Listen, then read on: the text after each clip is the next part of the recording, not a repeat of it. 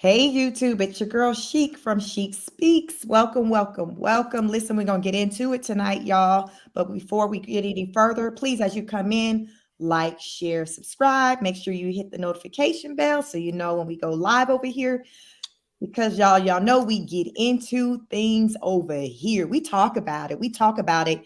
And oftentimes I'm talking about it with my girl, Miss Veronica Farish, affectionately known as Miss V. And y'all know she brings it. She leaves nothing back. So if you want to know the truth, listen, get ready, brace yourself because she's going to bring it and you know I'm going to bring it. Hey, Miss V, talk to the people, introduce yourself. Welcome, welcome, welcome.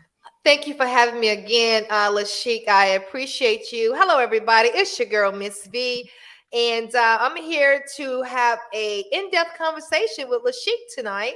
And we want you all to get into it with us, and let's just have an uncomfortable conversation, something that needs to be had, especially for the older people who are in traditional relationships, to find themselves to getting into traditional problems.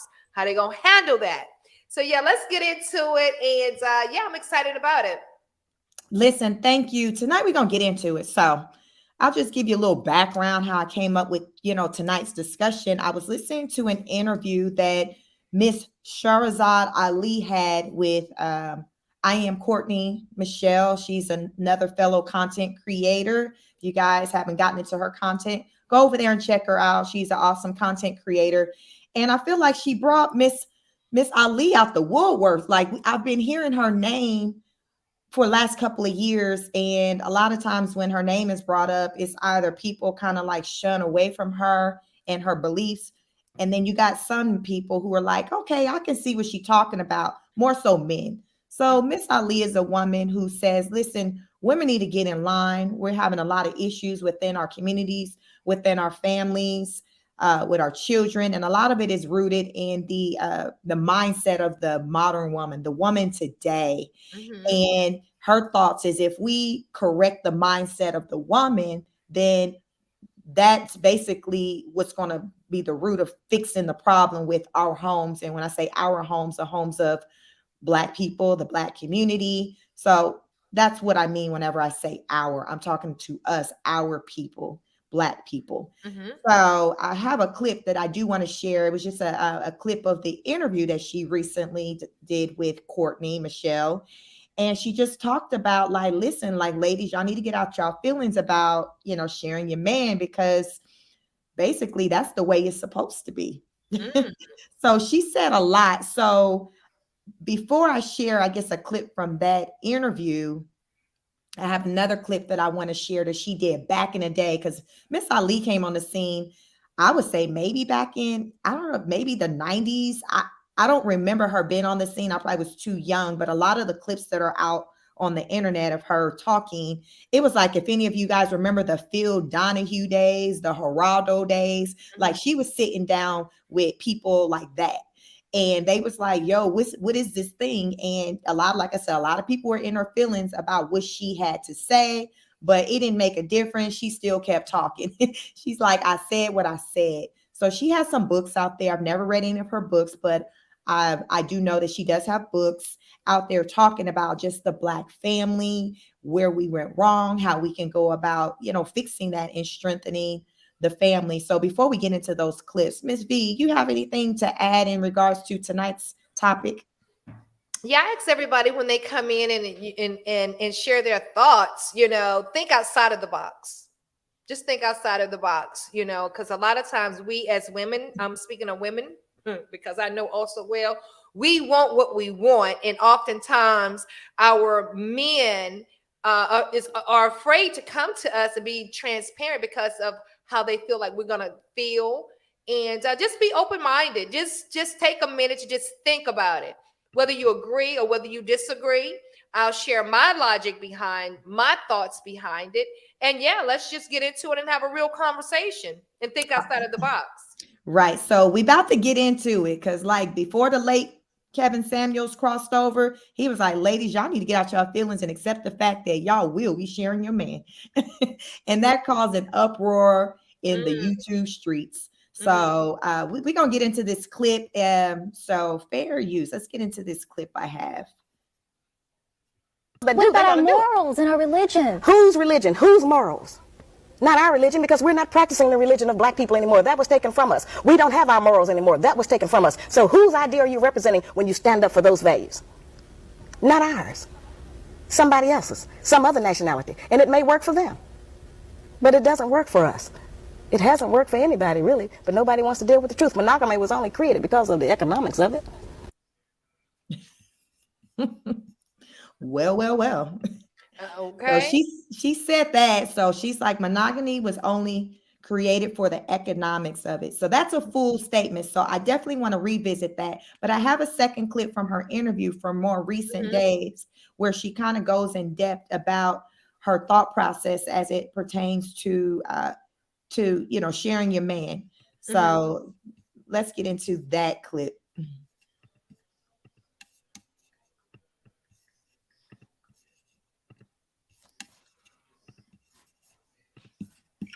I went over 6.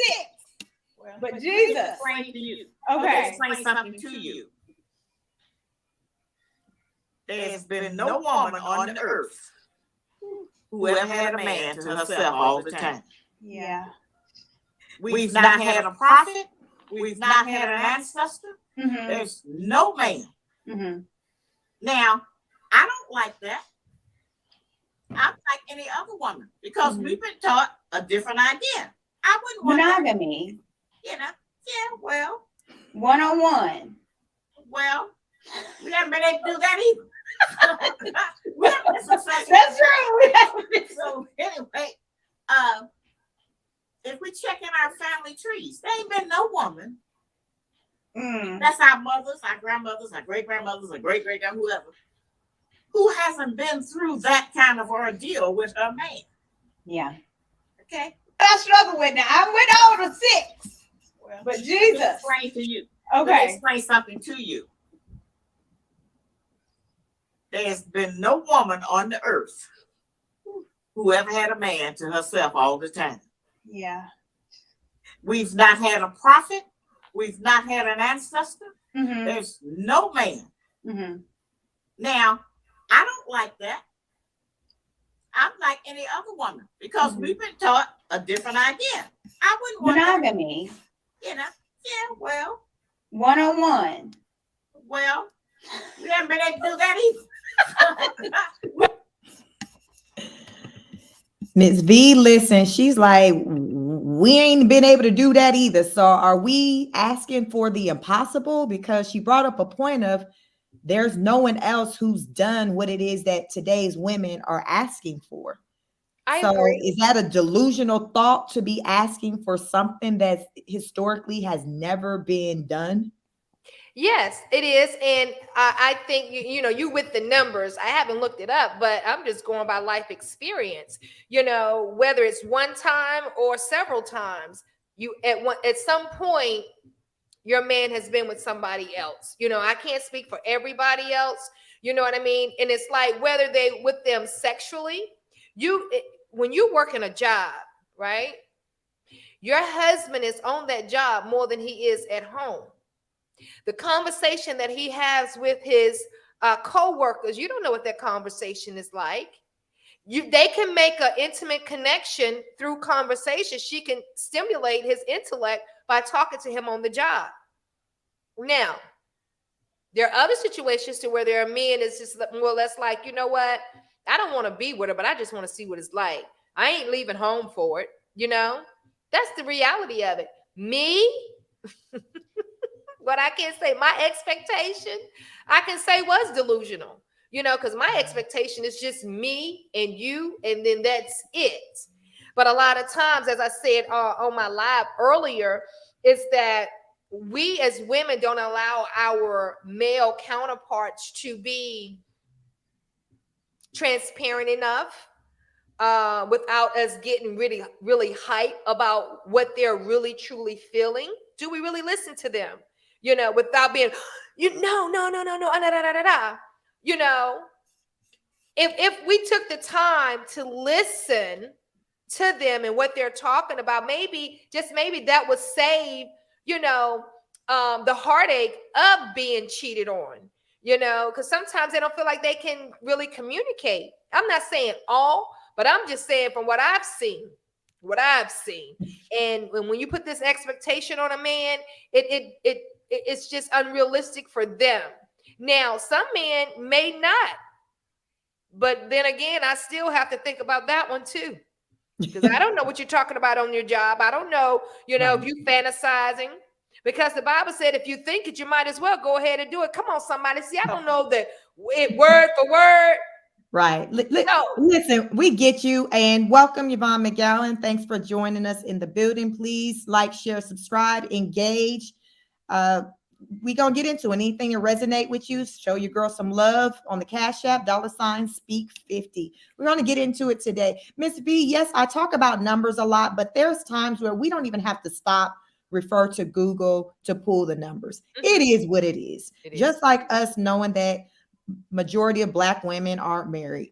Majority of babies are born out of wedlock. We can just turn to our left and right, and see that just by just the people that are in our circle, which is going to be our family, which is going to be our neighbors. And that information, that data may include you as well. So we don't have to just stop and just, play games and be delusional about stuff and try to argue the point of relationships break up, end all the time because of cheating or infidelity. And I've done a show before, with talking about marriage and the reasons for divorce. I think you and I did the show together, and I talked about it was one of the top reasons for, divorce, infidelity. So it's like, I think when it comes to infidelity, we have this expectation because if it's a hurting feeling when the person you're with steps out on you. And you talked about the different types of cheating, where there's the physical and then there's the emotional cheating, and both can be just as damaging. And sometimes even that emotional one can arguably probably be more damaging because there's a connection that has been built. And when you talk about your work life, you're at work more than you at home with your family, just like your children are at school. It's just the way it is, the way the society is. I know at least here in America, I don't know how it goes down in other countries, but I know here in the US of A, that's how it is. So it leaves that opportunity for people to connect and bond with other people. And the only way that one can try to combat that is to keep an open communication at home. Because a lot of times when one starts looking outside, that's because there's something lacking in the home. And it can be a multitude of reasons, but we have to stop and deal with when one learns that their partner has stepped out, you have to stop to get down to the why. Because sometimes people are so in their feelings to where it's so surface level, and they don't want to go beyond that. They don't care why. They're like, it doesn't matter. Well, yes, it does matter, because even though that may not be justifiable to you, it is still a situation that need to be dealt with, because with you understanding why this person felt that was the best thing for them to do, you need to understand that. So therefore, if there was something with how you were maybe coming off as far as your delivery, how you were communicating, you might want to know that, because it can prepare you for just in the future when you maybe get into another relationship, or if you choose to stay in that relationship, you can kind of do some corrections on some things. Because a lot of men, I've heard them say, they'll say they stepped out because they find their woman, their wife, to just be nagging. She don't listen to them, or they may feel like, well, I'm just a bank account for them. They don't feel the love and appreciate it. Is there a reason to step out? No, but it's not about if it's a viable reason to us. We got to talk about the reasons that are being provided. And a lot of times we don't want to deal with the reasons that's being provided because our feelings are hurt. And so yes, your feelings are hurt, but it doesn't change the fact that this is the situation you're in. So you might as well deal with it, because as mama would say, you have to deal with it now, you deal with it later, but either way, you got to deal with it. And people don't want to deal with stuff. Like, they just don't. They want to go hide under a rock, act like something is not happening. 9 times out of 10, a lot of times when there is infidelity or cheating taking place in a relationship, a woman has an intuition. There was a feeling that she had. She might even seen signs, but a lot of times she may play crazy and act like she don't even see those signs because she don't want to have to deal with it. And to stop and recognize those signs, the expectation is you are now going to deal with it. So Ms. B, if I act like I didn't see it, I can't be held accountable to why I didn't deal with it. I'm gonna sit in, well, I didn't know, I didn't see it. What's your thoughts on that, with people just turning the blind eye or acting like they didn't see the signs, the intuition? Do you believe that all women have that women's intuition? Oh, absolutely. All women have intuition, and you when it nug at you, you don't want to believe it. You don't want to believe it, and I feel like because we ignore our intuition, then you got to be like, you know what, I should have listened. Because there's going to be some change there, whether it's small or big. It's going to be some change, and you can either see it and deal with it then, or just wait till it fester. But yes, to answer your question, we do have an intuition, and a lot of times we don't listen to our intuition. And then when we do listen to our intuition, and oftentimes when you bring it to your spouse or your boyfriend's attention, like, how you feeling, 9 times out of 10 they're going to deny it. Why? Because they already know, or in their mind saying, if I confess to this, all hell gonna break loose. So let's just rewind it for a second. What if you created a safe space to where they felt safe enough to speak their truth? In speaking their truth, they can trust that in this safe space, I can tell you how I'm really feeling. I can tell you that, yes, I fell into another woman's arms. I mean, well, that's just a figure of speech, and because I was feeling neglected, I was da-da-da-da-da. I feel like that when we create spaces like that, it can open the door to a better road of communication, a better place to where you can accept the person for who they are, where they are, and you can get through it together.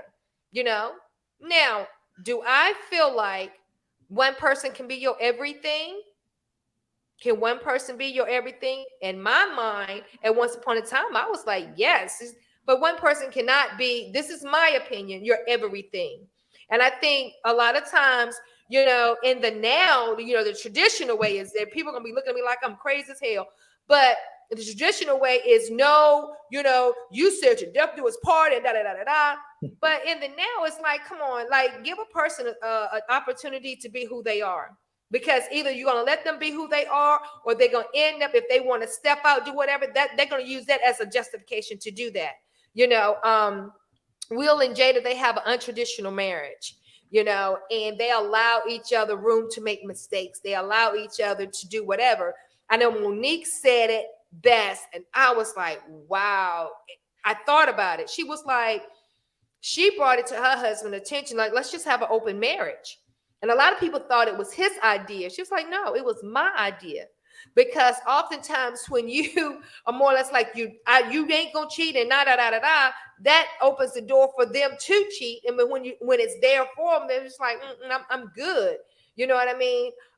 So I like that concept. And for me, going through life and going through my marriage, it has not always been perfect.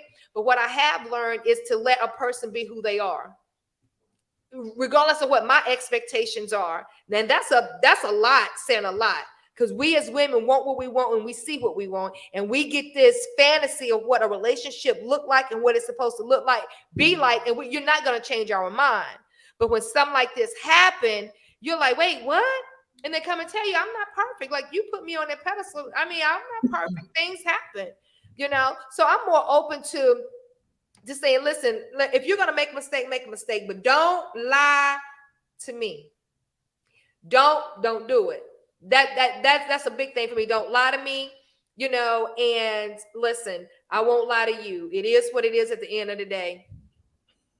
Listen, I think you talked about communication. I feel like with any situation, that's going to be your key, because a lot of times I've heard many women talk about, well, sir, had you told me that you wanted to have multiple situations, I maybe could have told you, okay, yes, I'm cool with that. Or no, you you denied me of the option of choosing, and Mm-hmm. that becomes the problem, because you got a Mm-hmm. lot of women who are here for having the open relationship, Mm-hmm. seeing different people. Like, there's a lot of women, especially today, a lot of the youth, the millennials, they like not really feeling this whole idea of marriage.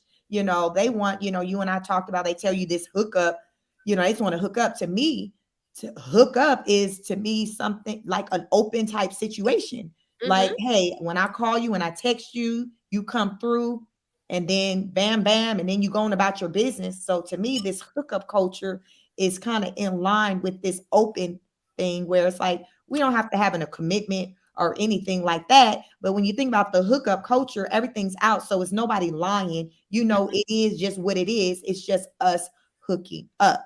Mm-hmm. Now, how do I feel about the hookup culture? I think that I feel like anytime you incorporate children into things, then the game changed. I Mm-hmm. think that if you're doing or dealing with the hookups or whatever, and you don't have children playing a part in that, you're not making babies from those situations, you just doing your thing. Okay, have at it, sis. Have at it, bruh.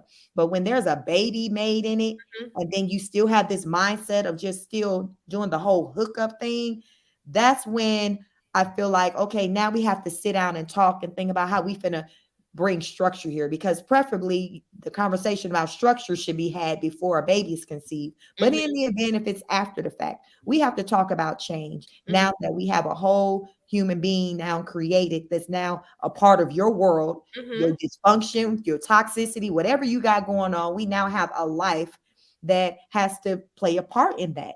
Mm-hmm. So in the forefront, you should be thinking about your offspring, your child. Is my behavior the best for our family, for my child?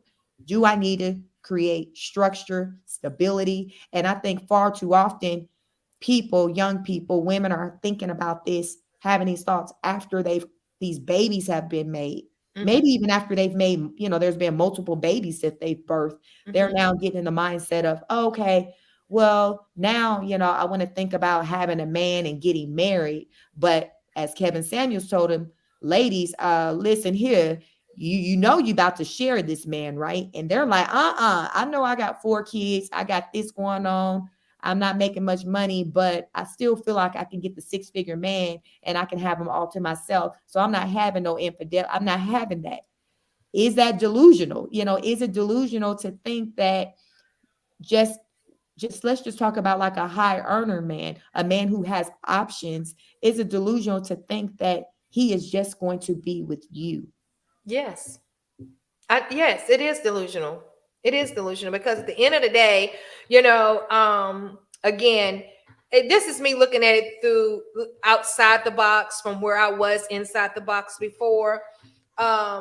We all have relationships outside of the marriage where you have a work relationship, all types of relationship. There's a connection somewhere, and some connections are stronger than others. Now, given the opportunity, men, they have a connection. I've had, let me say this. I've had married men to tell me, listen, I can talk to you better than I can my wife. Now, how do you think the wife would feel if she heard that? You see what I'm saying? So their connection with me, and it was nothing sexual. It's just me actually listening to their conversation and giving them advice, and we just having a real good time or whatever. But they wouldn't dare they couldn't say what they needed to say to their wives. Like, and so that right there is a form of cheating, you ask me, because you're connecting with me mentally and I'm stimulating you intellectually. So when you go home, who's to say I'm still not on your mind?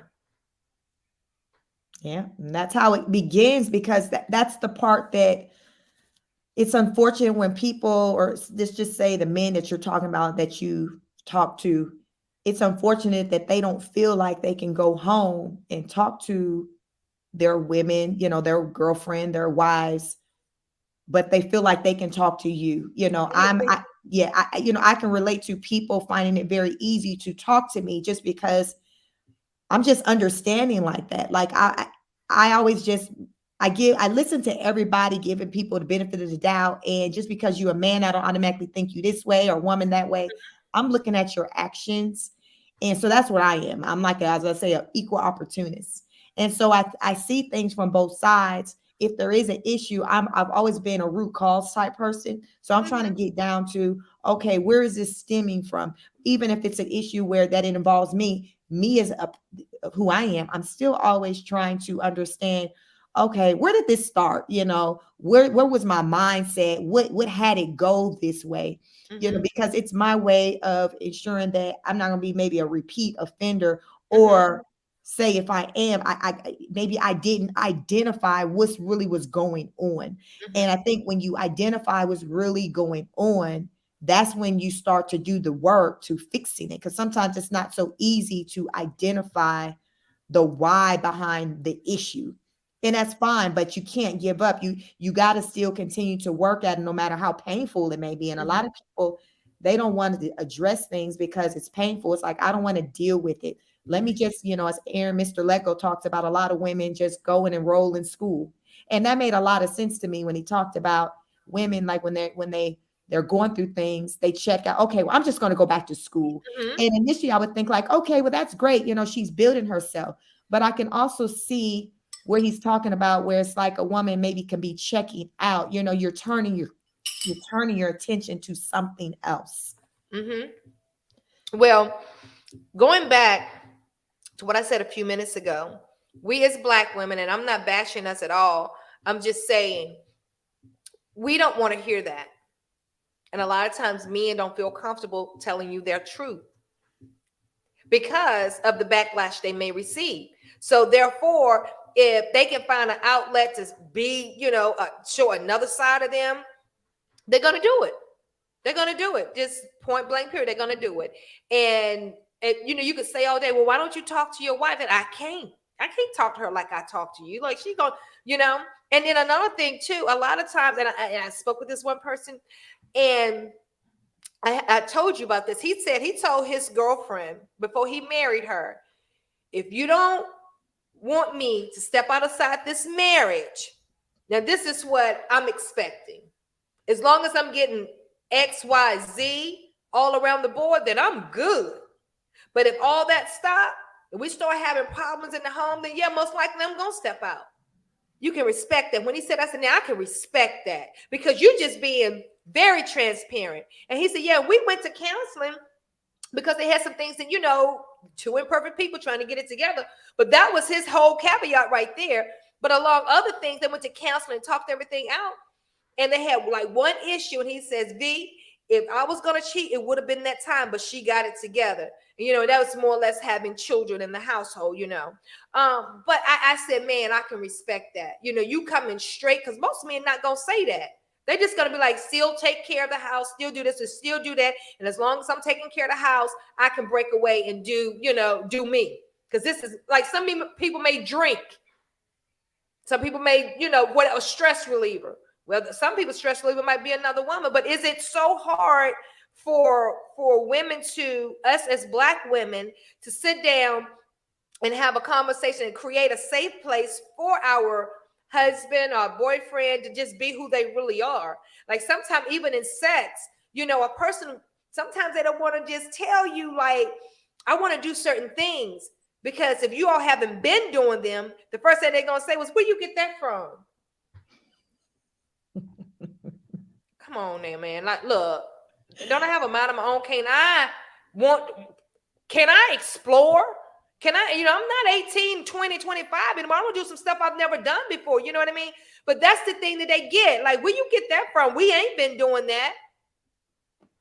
So, and again, creating that safe space to where it's a no judgment zone. We can say what we want to say, and I don't judge you.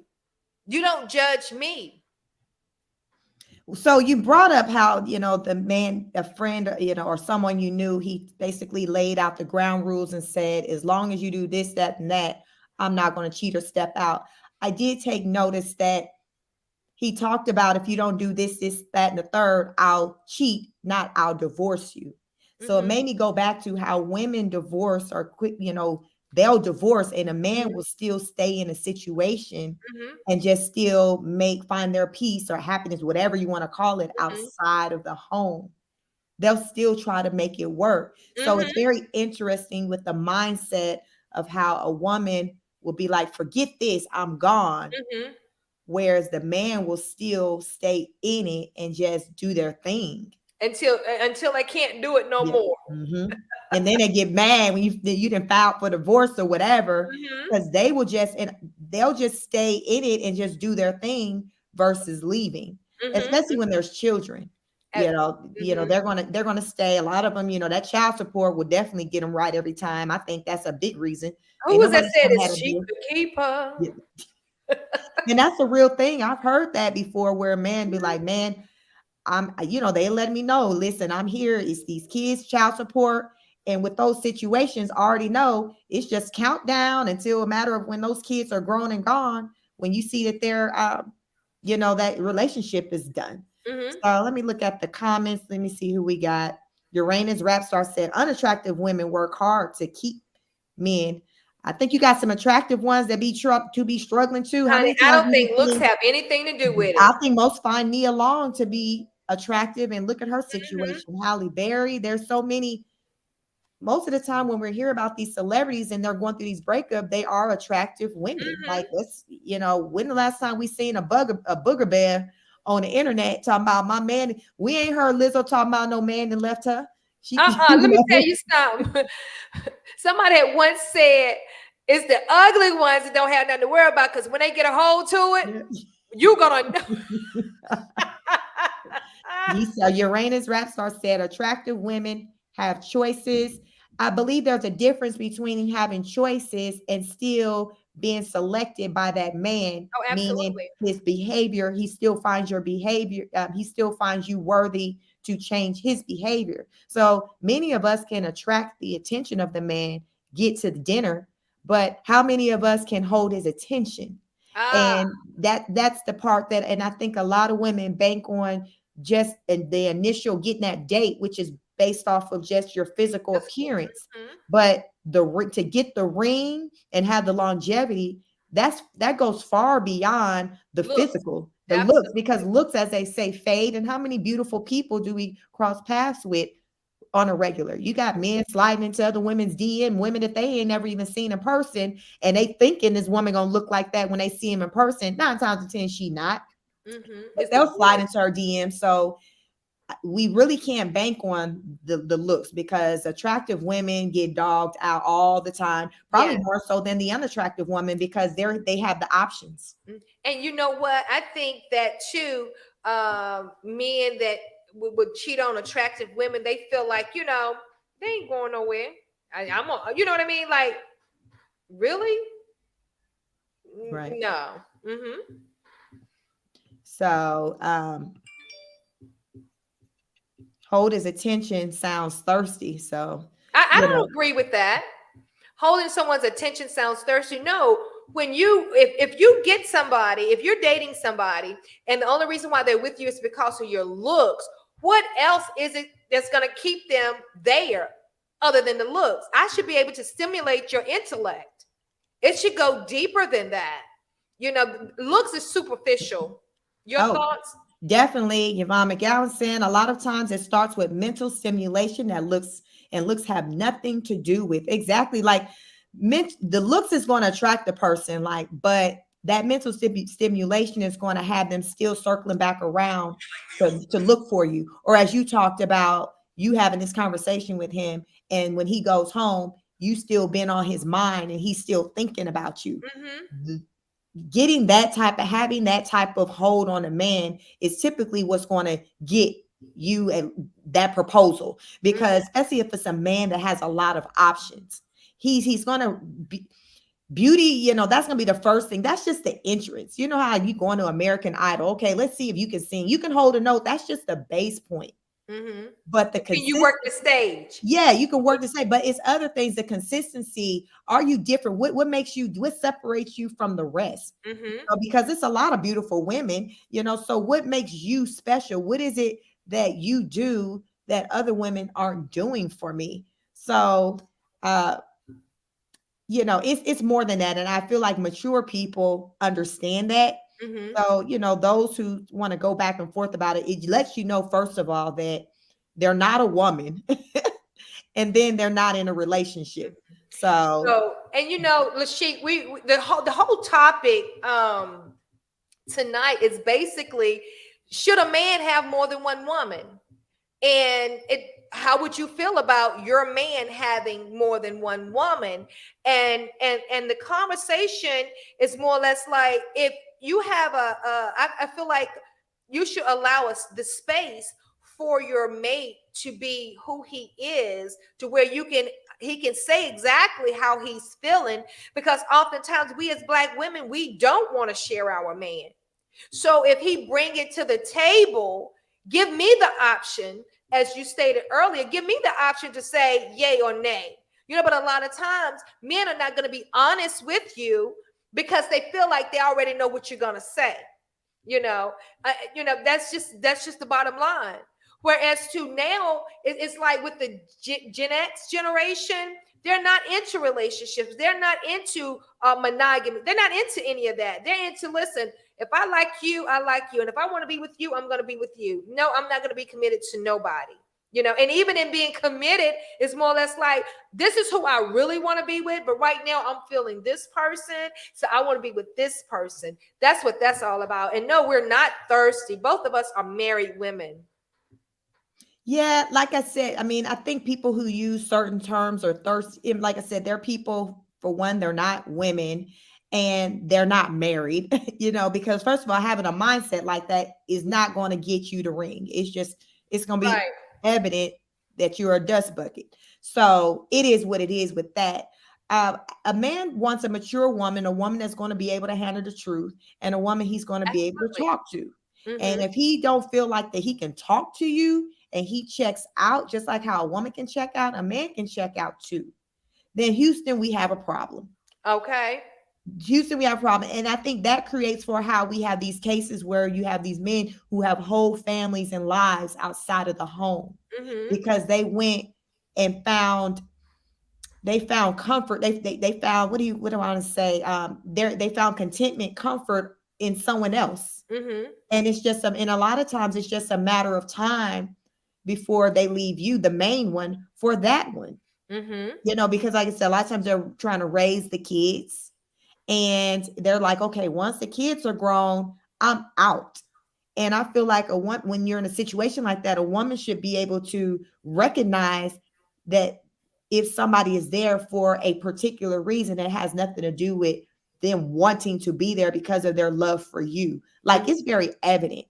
So, like, I tell the story of a woman that I knew. She talked about dropping their second child off to school, and on the way home from dropping their second child, their son, off at school, her husband turns to her and says, I want a divorce. Mm. So it was almost like he was counting down. He was waiting for Mhm. that moment, that day. And she was like, she didn't know where it came from. But when you really stop and think about it, you had to have seen the signs that, Oh, that he wasn't absolutely. like, somebody's just not randomly saying, I want a divorce, because as I say, a marriage is a business. So that means that it's far easier to get into it than to get out of it. Mhm. You have assets, you have things tied up. So for this man to say, okay, I want a divorce, you guys already were having issues and he was just there trying to just get through it. Mhm. And he held up to his part on getting through it, while raising their children. So now that that's done, there was nothing left that he felt the need to stay for. And I Mhm. think that's a lot of reasons why we see divorces in later in life for people. Because I used to once wonder, why do people marry 20 plus years and then get a divorce? Mhm. And then I learned, because a lot of people during those years, they weren't happy. They were just going through the motions, Mhm. staying in it for whatever their reasons were. A lot of it had to do with finances Mhm. and then children. And then once those two are no longer an issue, they like, listen, I'm out of here. Peace. And Well, on to the next. and I find too, when you see couples that has been married for 30 plus, 20 plus years, it hasn't always been hotty, hunky dory. It has not always been that way. They had their whatever trials and tribulations that they had. They had all of those things that they conquered together. Who's to say that a man, and I'm not saying there are men out here that hasn't cheated on their wife. What I'm saying is that oftentimes that has 9 times out of 10 that has happened somewhere along the line. Somewhere along the line, the wife was just like, because I knew when I was coming up, a lot of women would say, long as he paying the bills, I don't care what he do. Long as he's still paying that car note, this mortgage. Listen, she can have a dick, but I'm getting the finances. I've heard that. I don't know if you've heard that, but I'm sure you have. So that's more or less like saying, yeah, go ahead and Yeah, that's the idea of, as long as he take care of home. I would hear that, from people, adults. I guess when I would grow up and you hear the adult talk and you'll hear them say, well, as long as he taking care of home. And I think you can tell you have some women who still live by that thought process without saying it. Because when you look at the relationships, it's evident that there's someone or the man is stepping out just by his behaviors, his inconsistency, his not coming home at night, not showing any attention or affection to that woman. It's evident what the heck is going on. But in that woman's mind, it's like they're still there because of the resources, especially absolutely. if you're dealing with a woman who maybe don't work and she can't go out and and get her own, because she's allowed herself to become complacent.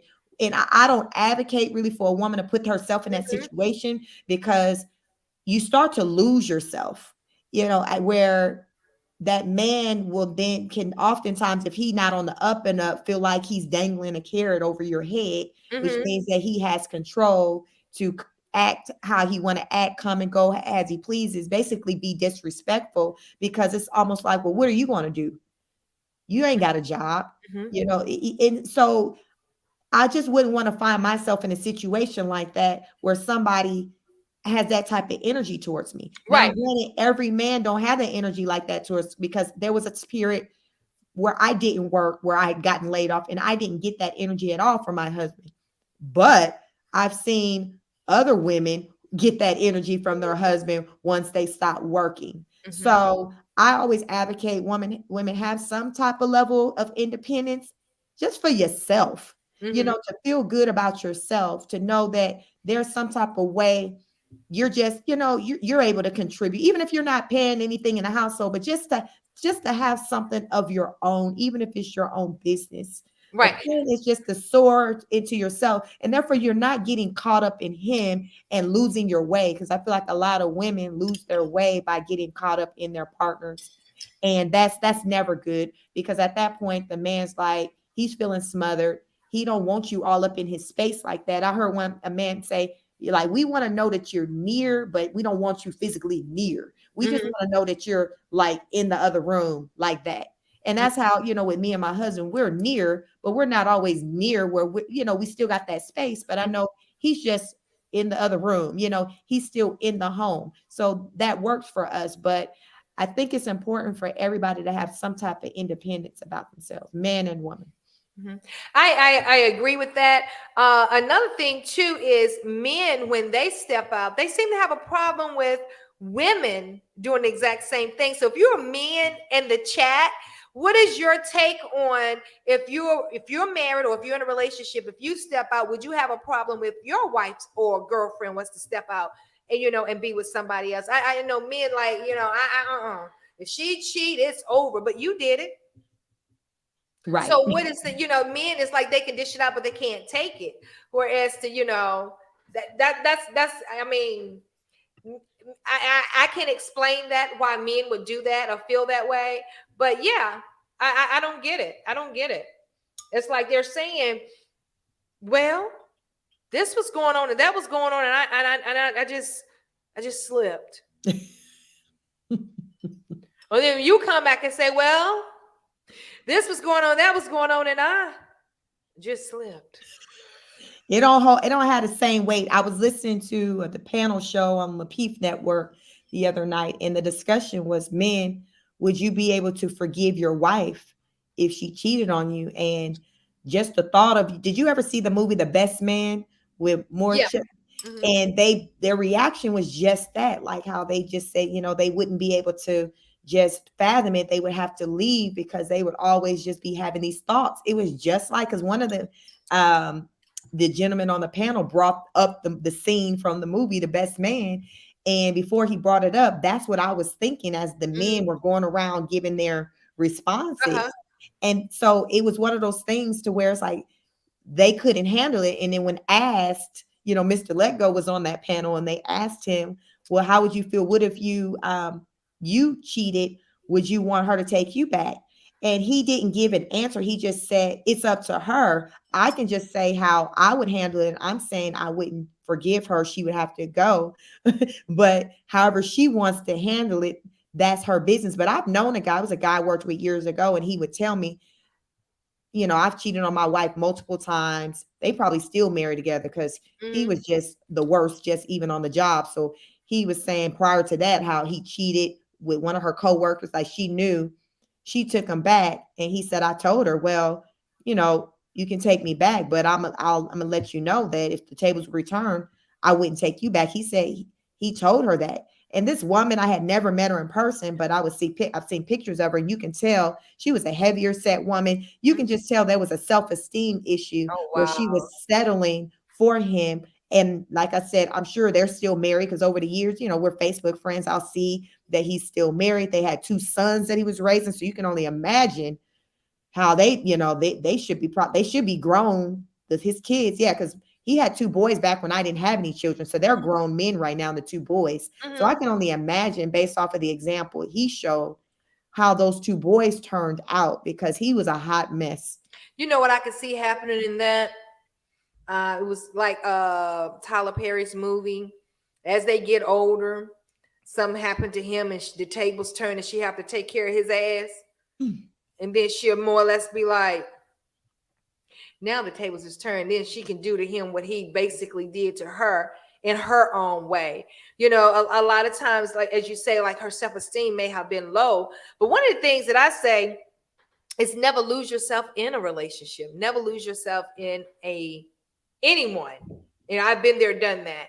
And once you lose yourself, they feel like they could do whatever they want, and you'll never go nowhere. You'll never do this, and you'll never do that, because you just done lost yourself within them. But honey, let me tell y'all something, Yvonne, real quick. Honey, look, don't lose yourself in a relationship. You can be who you are, and you can still love who you with.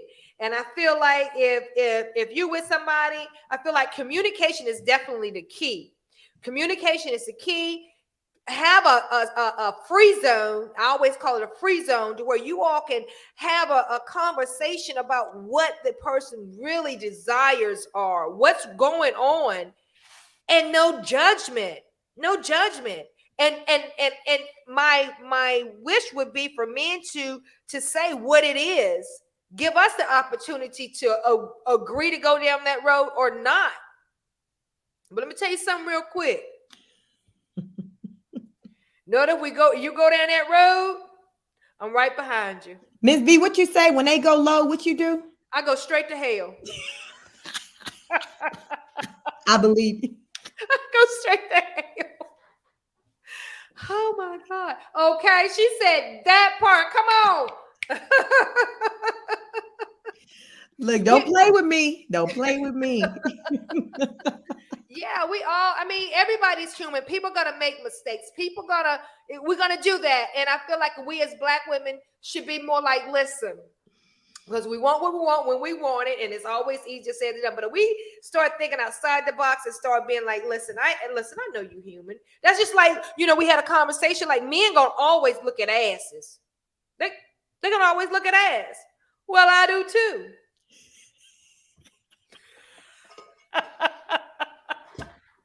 But it's a respect thing. You don't be disrespectful with it. But a lot of times they can't they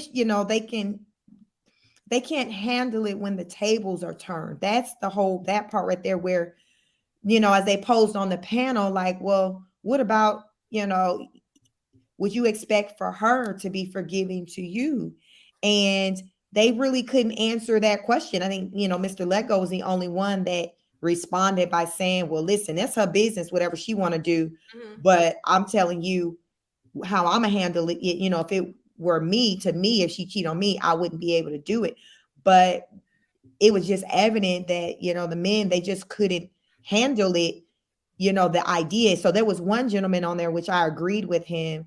He was like, I hear what you men are saying, but I feel like a lot of you're saying you dipping out, but in the reality, I believe that most men don't. He said it's an ego thing. He said, because when you have a family, you got children in play, you're factoring these things in. And as long as a lot of people don't know about it, he said there's probably a lot of couples where that woman did step out and that man stuck around because it's like, well, my boys don't know about, where it's only a select Oh, few okay. that know. Yeah. And I thought that made sense. So he was like, I hear what y'all saying, but I don't believe in not large numbers that men are reacting the way you gentlemen are saying you would react. He's like, I think they would still stick it through. And one of the men on the panel, he's newly married. He said basically he would try to work it out with her. And now, I like I said, he's the more newly married. Mr. Lego has been married. But the other men, that most of the other men that were talking were married like longer, but the newly married, the newlywed, he said no, he would try to, work through it. And he's on his second marriage now, but he was married 10 years, the first marriage. And then I think had a long break. And then recently within this year, I think he maybe got married, and he was like, no, I'm going to try to, work through it. That's what he said. I work with this guy, and he found out his wife was cheating on him. And I think the guy was at his house, if I'm not mistaken, because he had his clothes. Like, yeah, he came in from work, and the guy was there. I'm like, yo, Jay, what did you do? Like, He said, V, at that time, I could have did whatever I wanted. His ass was bought and paid for. He said, but I thought about it. He said, I thought long and hard. He gave him a little time to get himself together and get out of his house. He thought about leaving his wife, but he didn't. He said, I had to look at my part that I played in it. Like, that's a real man right there. He said, V, it hurts like hell. And he was like, but when I thought about my part, I'm always away from home, always working. And she felt neglected in certain areas. And at work is where she met this guy. He was giving her, feeding her needs, whatever it was. And one thing led to another, and she ended up in an affair with him, right? So they decided to work through it. That's been over 10 years ago. They're still together. So, you can work through it. Hell, I'm working through it, and I mean, me personally, I don't dwell on it. I just know my mindset has changed, and I'm sure his mindset has changed from the way that it was, because he was once like me, like, this is just everything, like, but now he see it takes work in more areas than one, Right. So I just feel like that, when people say, should a man have more than one woman? I think it's a conversation to be held between those two, and however you all agree, that's just you all's decision, because what works in this household may not work in the other household.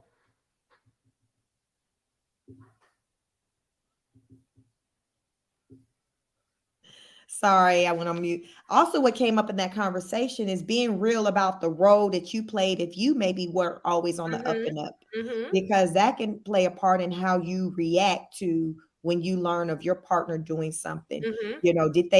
Were they aware of what you did? And if they were, how did they respond to what you did? Did they forgive you? So I think that it has to be fair. If you were in a situation where that person, worked with you, forgave you, I think that you have to keep that in mind. Absolutely. So, those things come with growth. And I think what I've learned in life is that you can always say how you're going to handle something, but until you're in it, you really don't know. You can think, oh, this is what I'll do. But oftentimes when we find ourselves in those situations, we don't react or respond in the way that we thought we would.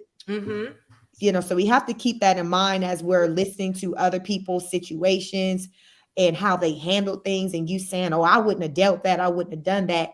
You got to really think about really, I mean, because you really don't know oftentimes until you're in it. And I think a lot of times we've all dealt with things that other people have no clue that we dealt with, that we may have tolerated. And we may don't even want anybody to know, because it's just like, wow, if they knew this, if they knew that I dealt with this, Right. they'll look at me side-eyed, especially after I had so much conviction on saying this, or girl, this is what you should do, or I wouldn't do that. And those are the same people that just be like church mouse, and not saying anything, because they were sitting back at one point looking at you or some other people and judging.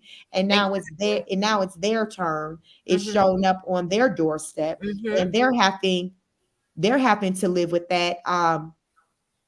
Just like, as we talk about, you can never say what your children won't do. You can talk about how you raise them with, that they should know better, but you should never say what they won't do.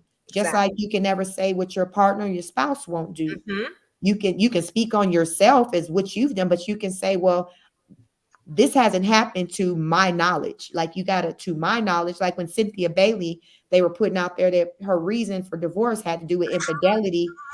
Her husband, Mike Hill, cheated on her. And she came out and was like, no, it wasn't about cheating. He hasn't cheated on me to my knowledge. She has to say to her knowledge, because that's not information that she was privy to be the reason why she chose to leave.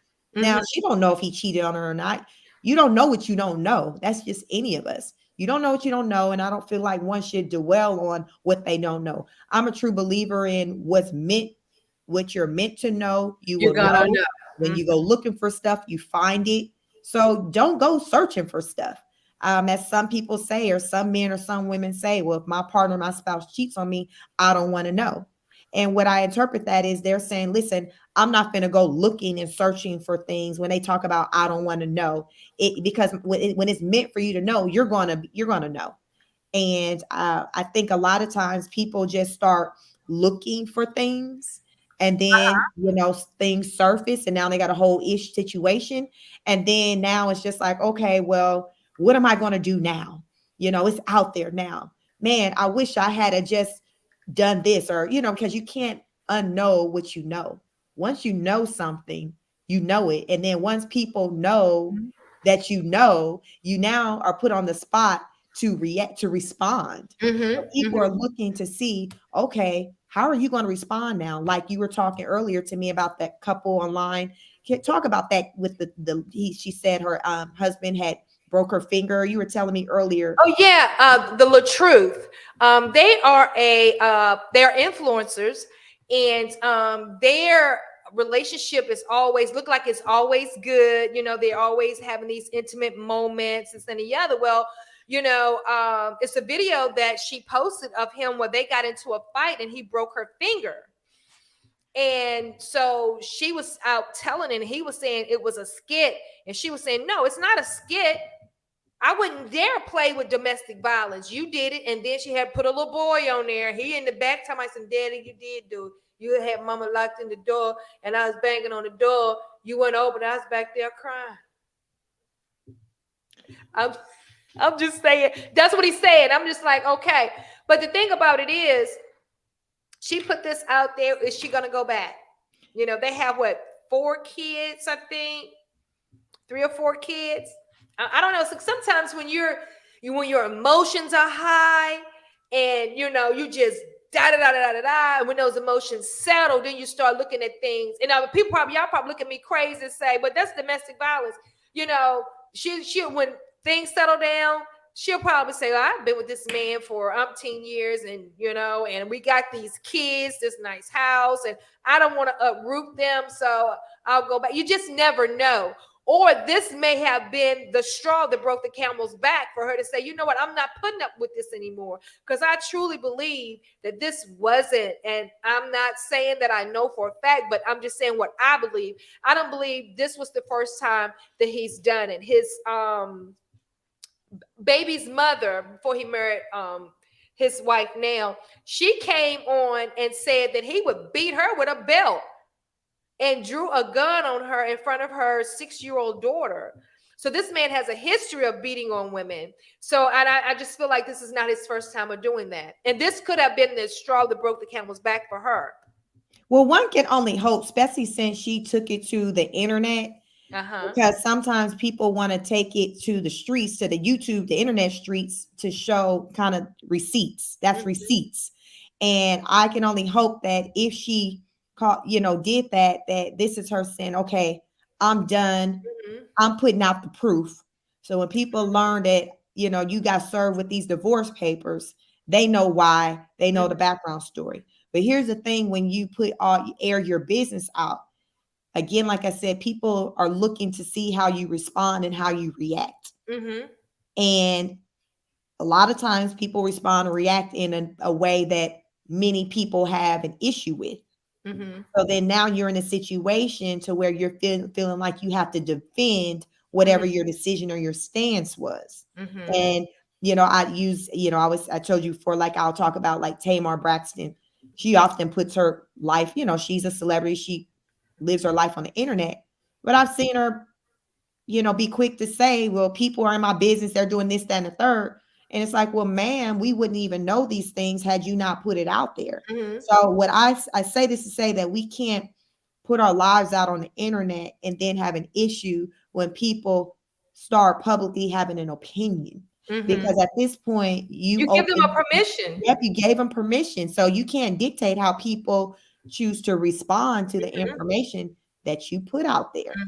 So I only hope that if she went this far to put that information out there about her husband and even had her son be a part of it, where he spoke out, that she goes ahead and leave, because it's not going to be a good example, because he's at 6, he's going to remember that. That's an age where you can remember going back, especially something traumatic like that. He's going to remember what happened to his mom, and he's going to remember his mom staying, and he's going to possibly remember it happening again. Just like with you, I'm not convinced this was probably the first time it happened, because there's levels to abuse.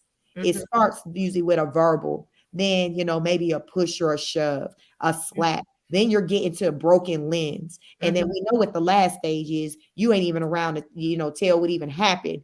We got to try to put the pieces together and figure it out. So as my mom would say, there's a such thing as staying too late, staying too long. And like the Tyler Perry movie, sometimes we stay too long to where our partners, our spouses end up in a situation dealing with a medical. And then now it's just like, well, damn, I got to stick around and take care of his ass, because people are not going to understand why I'm not, because they didn't know what was going on behind closed doors with our relationship.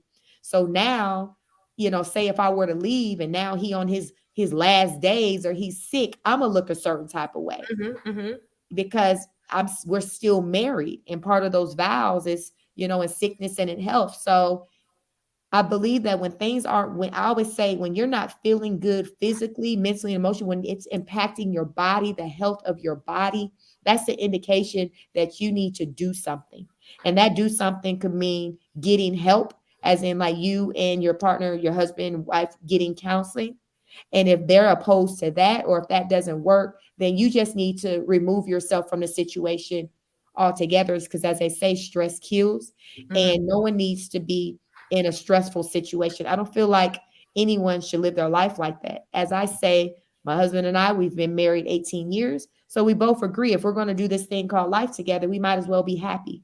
Of course, you have your ups and downs, and we're not always just super happy and giggling all the time. But I can say that we're very happy and content within our marriage, within our union, because we have an understanding, we have the mutual respect, and we both have the mindset of, hey, we don't want the other one feeling bad within the marriage. We don't want the other one feeling like the other person can't come to us about anything, because we've experienced things in life, within the marriage where that may have been the case, where one person, reacted, because I've been known to in the past, I would just react versus verbally kind of communicating. I would react.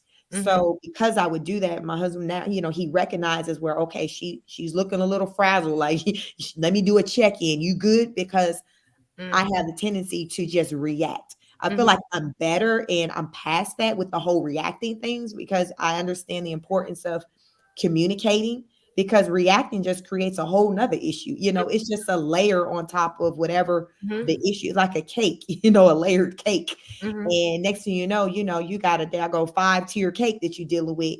And if you would have dealt with whatever was going on at tier 1, you wouldn't even got to tier 5. So communication is key. He and I both agree that in a relationship, communication is number 1 because you need that. You got to do those regular check-ins to see how one another are doing. You can't take one another for granted. And before I let you speak again, I want to address Soup Bone says, isn't polygamy cheating? My answer is no, because polygamy is where you have all parties involved have given their consent. Me, cheating is when both parties or however many parties involved are not aware to cheat. You're sneaking and doing something. But if I'm aware, my husband aware, the other woman aware, the other man aware, that's not cheating. That's having an understanding. That's an open relationship. That's polygamy, if you want to call it. So that's my opinion when it comes to the difference between the two. Do you have opinion on that? Oh no, I totally agree. That's exactly what it is. When all parties are in agreement, no one's left in the dark. Cheating is and infidelity is when one person don't know, or two people may not know, only that one person who's doing it knows. But when everybody is in the know, it becomes a situationship or an entanglement. Yes, that was like, girl, that got used so much. Was that last year? Entanglement. There's so many entanglements out there. So, Yvonne McGowan says, no, not if all consensual adults in the situationship. So, yes, if you got consenting people, consenting adults, then no, it's not cheating. You just got you a situationship or, an entanglement. But yeah, so there's a difference. And you can probably even just look that up just on the internet, the definition of cheating, versus the definition of polygamy. And I'm sure you'll see the difference between the two. And Raquel Rose, welcome. Thanks for showing up for us tonight. She says, I'm late. Hi, y'all. Hey, sis. Hey, sis. We just listen, Raquel. We just getting into some things. I know, we know, you're a whole married woman out here. And, we're talking about, should women be okay with the idea of sharing their man? Because, it is what it is. And this is just how things have historically gone down within the Black community. And when I think of Black community, I think when Africa, over in Africa, many men it's the norm, cultural norm for men to have multiple wives. You hear when I say the word wives, not side chicks, side pieces. They have wives, they have households. And the rule is you can have however many you can afford. So that just means that this man is factoring in, okay, how long is my money? What can I take care of? Because so therefore their children, these children aren't being abandoned. These women really aren't being abandoned. Everyone's being taken care of.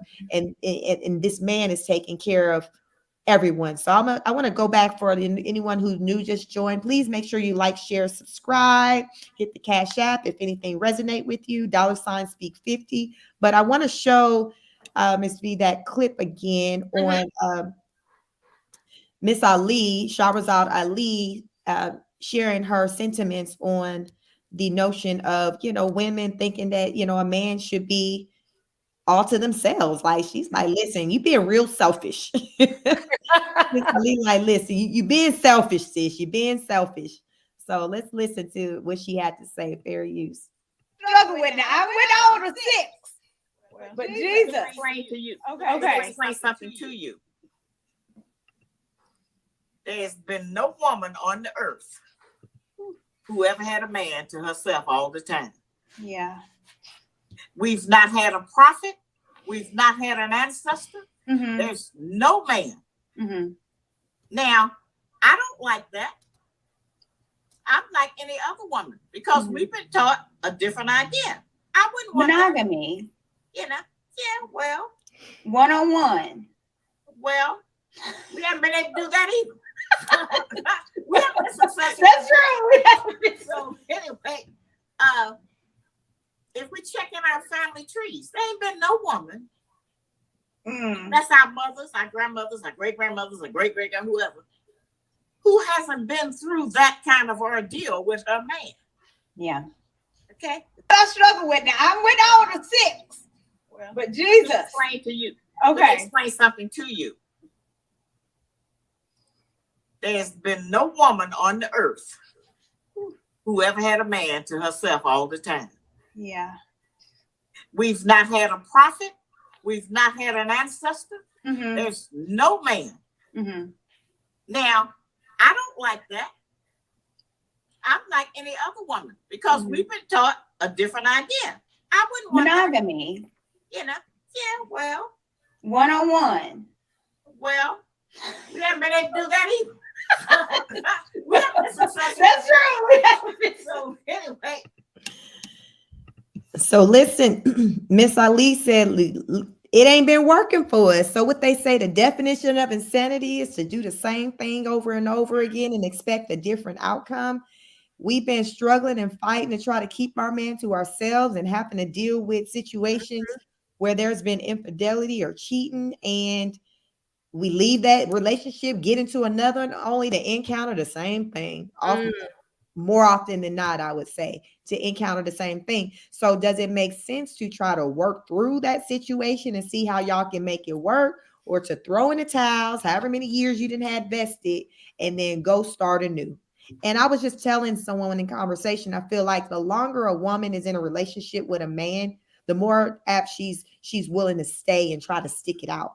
Because at this point, you're looking at the investment that you've made in this relationship, whether, with the finances, a woman like, I'd have been here 20 years. I ain't gonna leave unless some other new bitch come in and, take my spot and reap all the benefits. I done this. I done wiped this ass. I done done all this stuff only for me to check out. And then some new woman who ain't done nothing comes in and just gets all the benefits. And when I say benefits, I'm talking about the financial benefits, because with being married, a lot of times there's some financial gains with that. As I say, it's a business.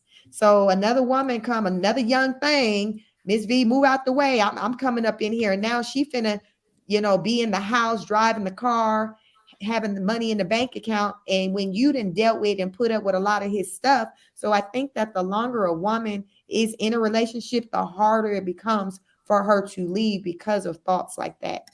And before I get your response, Miss Raquel Rose said, right, I've always been fascinated by it. My friends hate that I say I wouldn't mind a sister wives.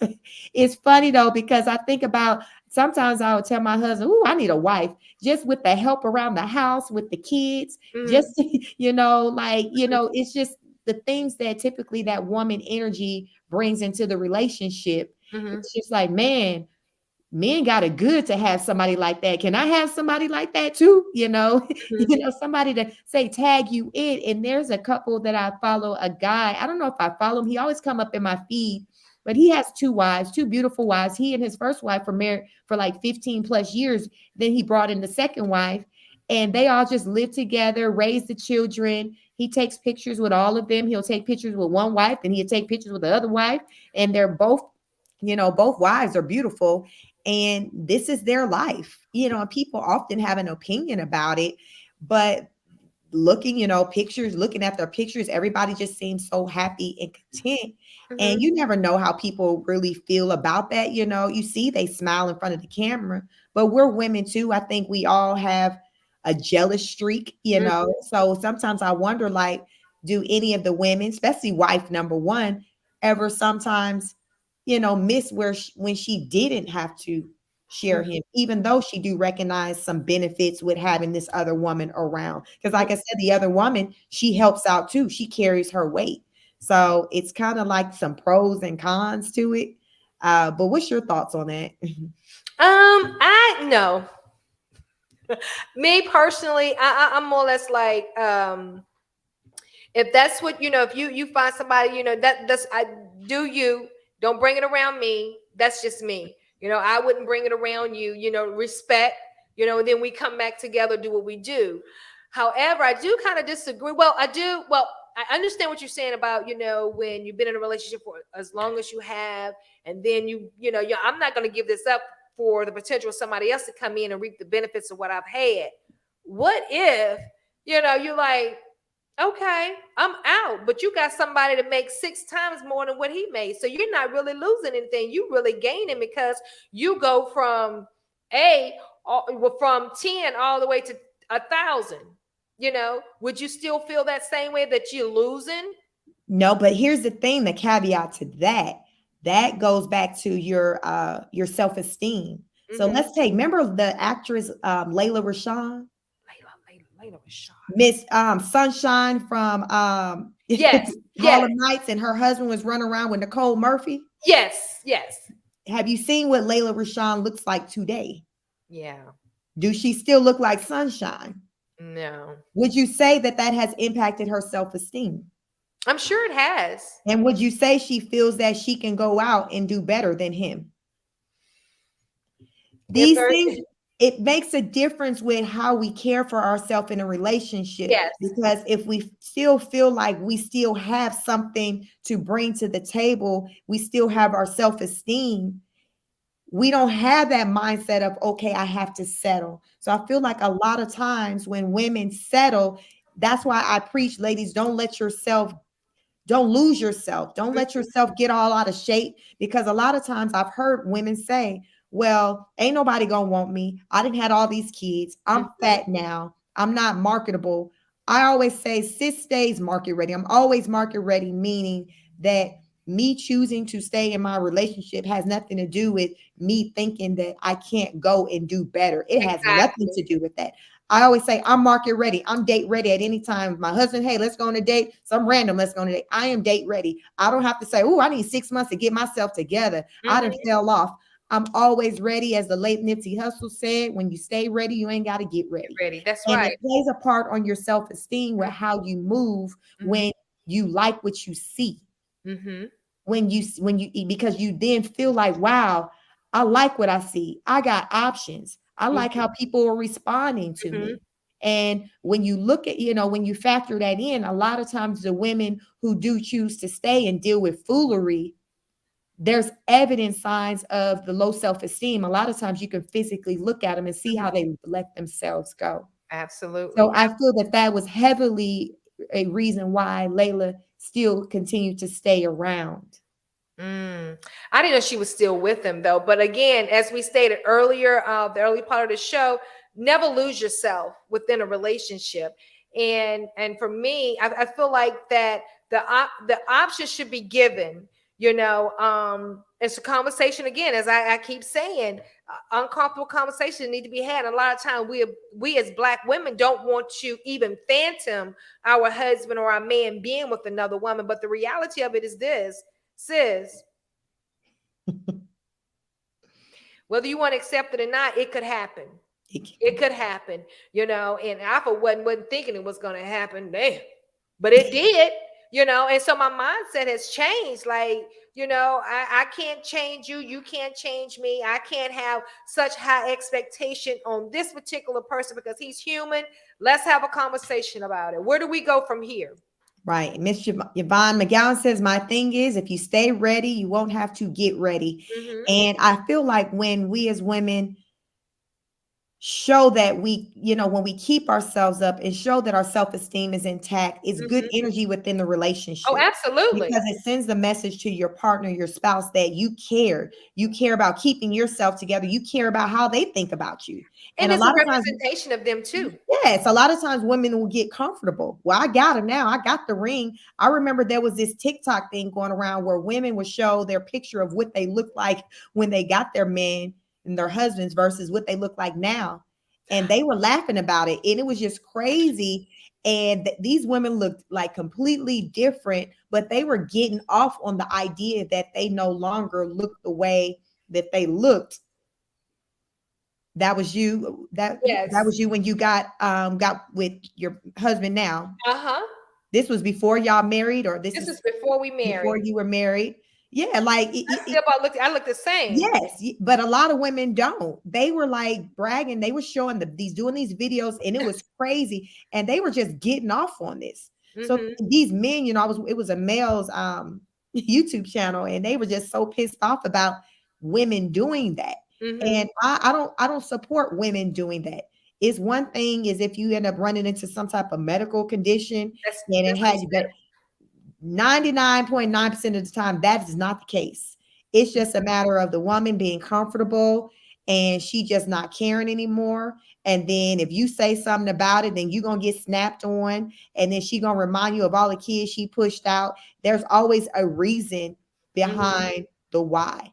But that same energy that you're coming up with excuses for, you can put that energy into changing your situation. Because as I say, when you look good, you feel good. Ms. V, can you relate to that? Have you noticed a change in how you feel when you look a certain way, when you feel, when you like what you see in the mirror? Oh, Talk about it, please. absolutely, honey. You're gonna see another Miss V come Tuesday because I'm going to cut my hair and color it. Honey, I'm gonna be blonde as Marilyn Monroe. My whole attitude changed. Honey, let me tell you something. Y'all just be ready for me next week. Cause no, but yeah, I feel different. Even when I work out, I feel different. My energy is so I feel alive. I love the way I look. I love how, I just love how I carry myself, even though, life happens, things happen. I don't let it get the best of me. I don't look like the things that I've been through. You see what I'm saying? And so I choose to still love on me. I love loving Veronica. Because that's where it starts. You have to love yourself. If you can't love yourself, how can you love someone else? And if you don't find yourself lovable, how do you expect someone else to find you lovable? So I always say it starts with self. And a lot of times people discount that. They want to spend time looking at everything on the outside when it was all within you at the end of the day. Because I feel like when you have self-love, you're not going to deal and put up with certain things. You know better. Like I say, I've been married a very long time, but I still have self-love. I still have never lost myself. I still know what I bring to the table. And I know that my husband knows that, and he treats me accordingly. I never feel like, oh, I got to fight to keep his attention, or what if that. I feel like as long as I'm doing what I'm supposed to do, everything else is going to fall in place. So I don't go through life wondering, okay, well, what he doing, what he's thinking. I can't say I've maybe had pockets of moments where it may have crossed my mind, but you know what I do to pivot from that? I What's get that? back into myself. Uh-huh. I get back into myself, because one way I tell women how you can check to see if you still got your man's attention, get into yourself and see how, watch your body and things change. Oh, he gonna see it. He gonna notice it. He gonna come right on in like a magnet. And there you gonna have your answer. Your answer. It's like a whole case study. That's exactly right. It's a whole case study, and it works. So when I saw that works, no more thinking, oh, I wonder if I still got his attention. They said, I work on me, make sure that I'm looking fine as wine. As I say, ladies, do a self-check-in. Look, when you look in the mirror, do you like what you see? If your answer is no, do something about it. Do something about But it. if your answer is yes, then you good. Because if your answer is yes, then people are going to respond to you in that way. They'll let you know that you're on the right path. So it's the energy. I'm all about energy. I feel like energy gravitates to people. If you notice that you just getting the worst of the worst coming at you, you got to maybe check your energy. There's something there that's having the worst of the worst come at you. If you ain't getting no good coming at you, you got to stop and do that. There's no way around. It is what it is. It's energy. We are all energy. We got to do that self-check-in and be like, okay, why is it that the last 5 people that have approached me or wanted to show interest in me, or the last 5 relationships, they've had these things in common? You got to stop and do that self-check-in to ask yourself, what is it about me that's gravitating them to me? And then what is it about me that's even getting in relationships with them? Now, I do believe that people show up, and sometimes people come camouflaged and all that, but it's only so many times you can use that excuse, because once you start to see it happening, you should be able to recognize it the next times it happened. So again, it goes back to accountability. Taking note, why is it that I'm attracting broken men? Am I broken? Have I dealt with whatever traumas or whatever that I got going on? And I always say, people can say all day, oh, I'm healed, I'm this or that. But the biggest tester is going to be how people respond to you. The people around you is going to tell you if you're really healed, because you're going to start to notice a difference in how they respond to you. You're going to see a change. It's going to be a more favorable change. That's going to be like, wow, I'm really growing. I'm doing something. As we talk, Ms. V, you talk about how you've been working on your delivery. You notice how the response, how people respond to you is different. Mm-hmm. Because it's not about, well, Sheik, I've changed. How you know you've changed, you can follow up with saying, well, I know I've changed because people are responding to me differently. Mm-hmm. People are telling me they recognize my change. But if you're not seeing people respond to you differently, and then nobody telling you, Mm-hmm. then have you really changed, or are you just still being self-absorbed and not really wanting to do the work and just want to use the excuse, well, this is just who I am. And far too many people stay in that situation and they continue to just be in bad situations. It's all about accountability. Oh, absolutely. It's hard. It really is. It really is. So, getting back to, again, accountability, again, that goes with, does a man, are you okay with men having more than one woman? And the accountability for me is giving you the option to say, I agree with it, or I won't, Yeah, that's all it is. It's options. And I follow what Sharazad Ali said, but at the end of the day, it's options, because again, a man can say, yes, I want multiple women, but they have to recognize the responsibilities that come with that. So it's not surface of saying two women that I can lay with, or when one get on my nerves, I can go to the other. Let's talk about the responsibilities and what all goes into holding down a household. And when you really are real with yourself with what comes with that, is your answer still, yes, I want that?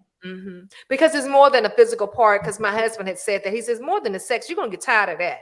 Because what you do with this one, you're going to do with that one. You go back and forth, and then you tie. Even with you're going to get tired. And then if your money ain't long and strong, you definitely need to get somewhere and sit your ass down. Listen, what they say, be careful what you ask for. So yeah, my husband for years have been saying, no, I'm good with one. You a whole enough, because it's a lot. It's work. And I think people who really work at the relationships can really say that. Like John and your husband, with their examples of men who know what it is to work at something. So I think the men who quickly say, yes, I'll do it, those are the ones who don't know what it's like to really work at something. Say it again. I like that. That made me perk up. So quick. That's equivalent, because to me, it's equivalent of a man openly saying, yeah, I work two jobs. Who's going to opt to work two jobs versus making the money on one? Exactly. Nobody in a right frame of mind is saying, yeah, I want to work two jobs. No, your ideal situation is to have that one job to provide, to suffice, and you good, because as your husband said, it's energy. You don't want to be working all the time. You want to have some downtime. So again, I feel like the men who are quick to say, yeah, that's what I want, they don't know what it is to even work at the one. Because if they knew, like the YouTuber Tasha K, she's married to a man who's from Africa. And I didn't know that. Yes, he's from, let me see, where is he from? I can't think of right now which country over there he's from, but I think his father had to have maybe like 7 wives and maybe 21 kids or something like that between them. And it's his culture to have multiple wives, but she was like, he chose to only have one. Do you think that man to be trying to sign up to have somebody in addition to her? Because we all see she working herself. So that man, he already seen early on when he got with her, like she's work. I'm not trying to have her and then add some other ones. Listen, he would Americanize woman. She ain't African. It's a different kind of. We got that different type of energy. Yeah, this is a different kind of energy over here. And so he was like, hell no. She was like, he said he didn't want multiple wives, but they talked about it because it's part of his culture. But she said he said he didn't want multiple wives. So it's about having the conversation. And just the conversation, and then what you can handle. Right, what you can handle. And when you have that conversation and have it early on. Exactly. Don't wait. Don't wait. When you're dating, bring that up. Hey, I'm interested in having multiple situations. Let that woman or that man make the decision on if they want to be a part of that. Because they may say, okay, you may think they won't, but they may surprise you and be like, okay, but here's the caveat. Just like you want another woman, they might hit you with, well, I want another man. And right. And for some reason, I got a problem with that. Yeah, they start itching and scratching themselves, and they break out in hives. They start Yeah. stuttering, bite their tongue, because it's different. It's almost like, well, I can do it, but you can't. And And that's what I have a problem. Nope, that's still like dictatorship to me. right. So over here, because we Americanized, over here, we're like, well, what's good for the goose is good for the gander. Whereas I believe in Africa, when the men are having multiple wives, the women just have them. So the rule doesn't apply to them. But again, it's the culture. And at the end of the day, somebody going lacking. Somebody going lacking. Right. In all areas. But yeah. Yvonne said, I think she's saying Tasha K's husband is maybe from Ghana. So I know she's from over there because she just left from going over there for like a month or so visiting and things. And the family did a wedding, because she's married 17 years. I know she's a year behind me. So she's been married a very long. Yeah, she's been married. And look how loud, and look all the energy she got. Yeah. And she has a husband, kind of quiet. So people will sometimes judge, or like they were thinking you, Miss V, oh, she not married, she this or that. But you got a lot of men who gravitate to that honesty, that realness, that ability to keep him on his toes, keep him guessing. Exactly. Keep them ready, not be so comfortable. And you're right, because I look at the women my husband dated before me, they are nothing like me. I guess when he said, like you said, he got a whole fool, but I like it. That's how it be. Like I see women like that, like all the time, where they're man, they're boisterous, but then the previous women they dated weren't. I'm pretty sure anybody my husband dated, I'm on a whole nother level than what they were. So we're energy. So that right person will gravitate to you. Exactly. So it's not about you trying to conform and be like the next person, the next woman. Be you. Be authentic you. Put your best foot forward. That's what it comes down to. And then be honest. Be honest about what you want, what your expectations are. So therefore, that person can let you know if that's something that they can live up to, or if your wants, desires, needs, if it lines up with theirs. You just learn these things early on. Again, as we say, it's not hard.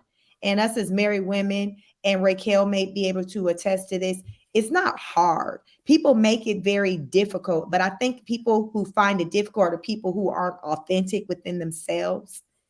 They're running around hiding behind different things because they don't really want to show the real them. But then you're looking for a real man. But are you presenting the real you? And that's coming from your inner and outer. Are you presenting the real authentic you, or is it just a representative? When you come up out of all the makeup, the hair, the clothes, the lashes, who are you? And do you trust that person is still going to want to stick around? Right. And I also think that it's too many damn rules. Too many, it's got to be this, it's got to be that, it's got to just go with the flow. Like, I just think they just have too many rules on what marriage is and should be, when, like we said earlier, it's too many people that are single talking about marriage, what it is. And again, that to me is a bubble, no, get out of the bubble, let a person be who they are. Allow that person time to grow, and you all grow together, because marriage is this: two imperfect people coming together as one. Yeah. Two imperfect people coming together as one, and you got all these damn rules. I'm not about to do all that. I mean, I'm not. Listen. I'm like you, Leah. I need a nap. I'm going to bed. Like I'm always looking for that easy way out. That's why I said I made a lot of decisions that I made in life simply centered around, I ain't finna do all that work. I see, single parenthood, you watching all them kids by yourself. Hell no, I'm not finna do all that. I'm finna go recruit me somebody. We finna damn do this together, because I be damn, So it was just about me just trying to simplify things. And I found that, hey, getting married was going to be the simple way. Because if you ever notice, the people who are co-parenting and holding things down with a partner, don't it look easier than that person over there who doing it by themselves? Oh yeah, of course. So Oh, I was gonna say, but sometimes, and I think this was in. I saw this on social media. You can be married and still be a single mother. Did you see that? Yes, I seen somebody posted that. I know, I think the YouTuber, I don't know if you're familiar with, I recently told you about her, Cynthia G. And I think somebody posted that and she was saying she was the one who had first kind of put that ideology out Mm-hmm. there some years ago.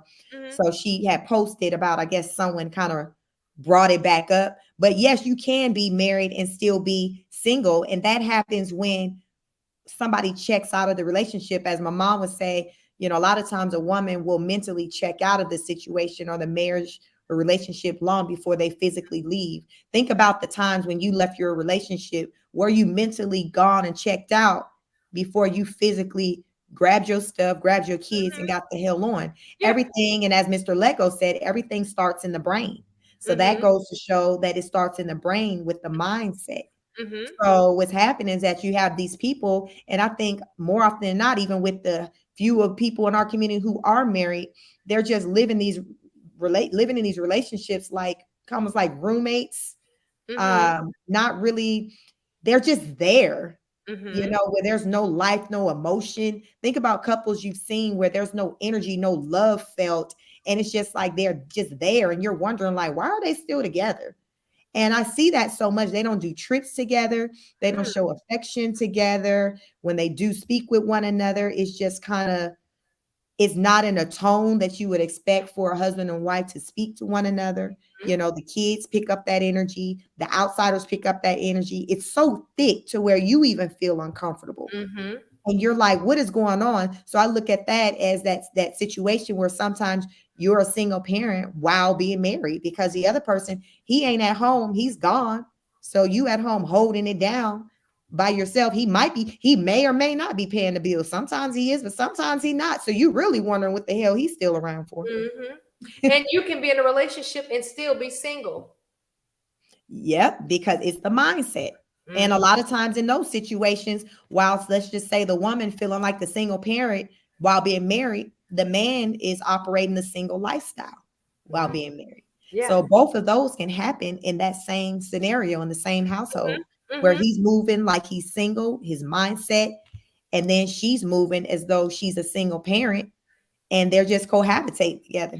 Yep. And then Exactly. you're just sitting, and people, the onlookers, are just sitting and waiting for the day where that just it just goes. You know, it comes to an end Mm-hmm. because at some point when it's that bad, it's going to come to an end. Mm-hmm. At some point, especially when there's kids. Once those kids are grown and gone, you're just sitting back like, okay, oh, she about to graduate on May. Oh, shit, that's gonna be over by Christmas, you Mm-hmm. know, because you can see it, you know, it's so apparent what they say when you're on the outside looking in. Exactly. It's very apparent. So it's just like, well, I don't know who they fooling because it's apparent that he or she don't want to be there. But okay, I'm gonna sit back, sip my wine and eat my popcorn and watch the show because I know this is about to come to an end. And Mm-hmm. if he or she don't recognize it is about to come to an end, they're delusional. Mm-hmm. Mm-hmm. The signs are always there, as we say. Yeah, yeah, exactly. But let me see one of these comments. Yvonne McGowan says physically there, but mentally gone. How many times we've been in a situation like that ourselves? Oh, absolutely. Again, if you've been in marriage any amount of time, you're gonna go through the go through. You've been married any amount of time, you're gonna feel like you're single because something didn't happen or whatever. You know, those are just, but you got to work through it. You know, and Yeah, if you anything work through it, you can work through it.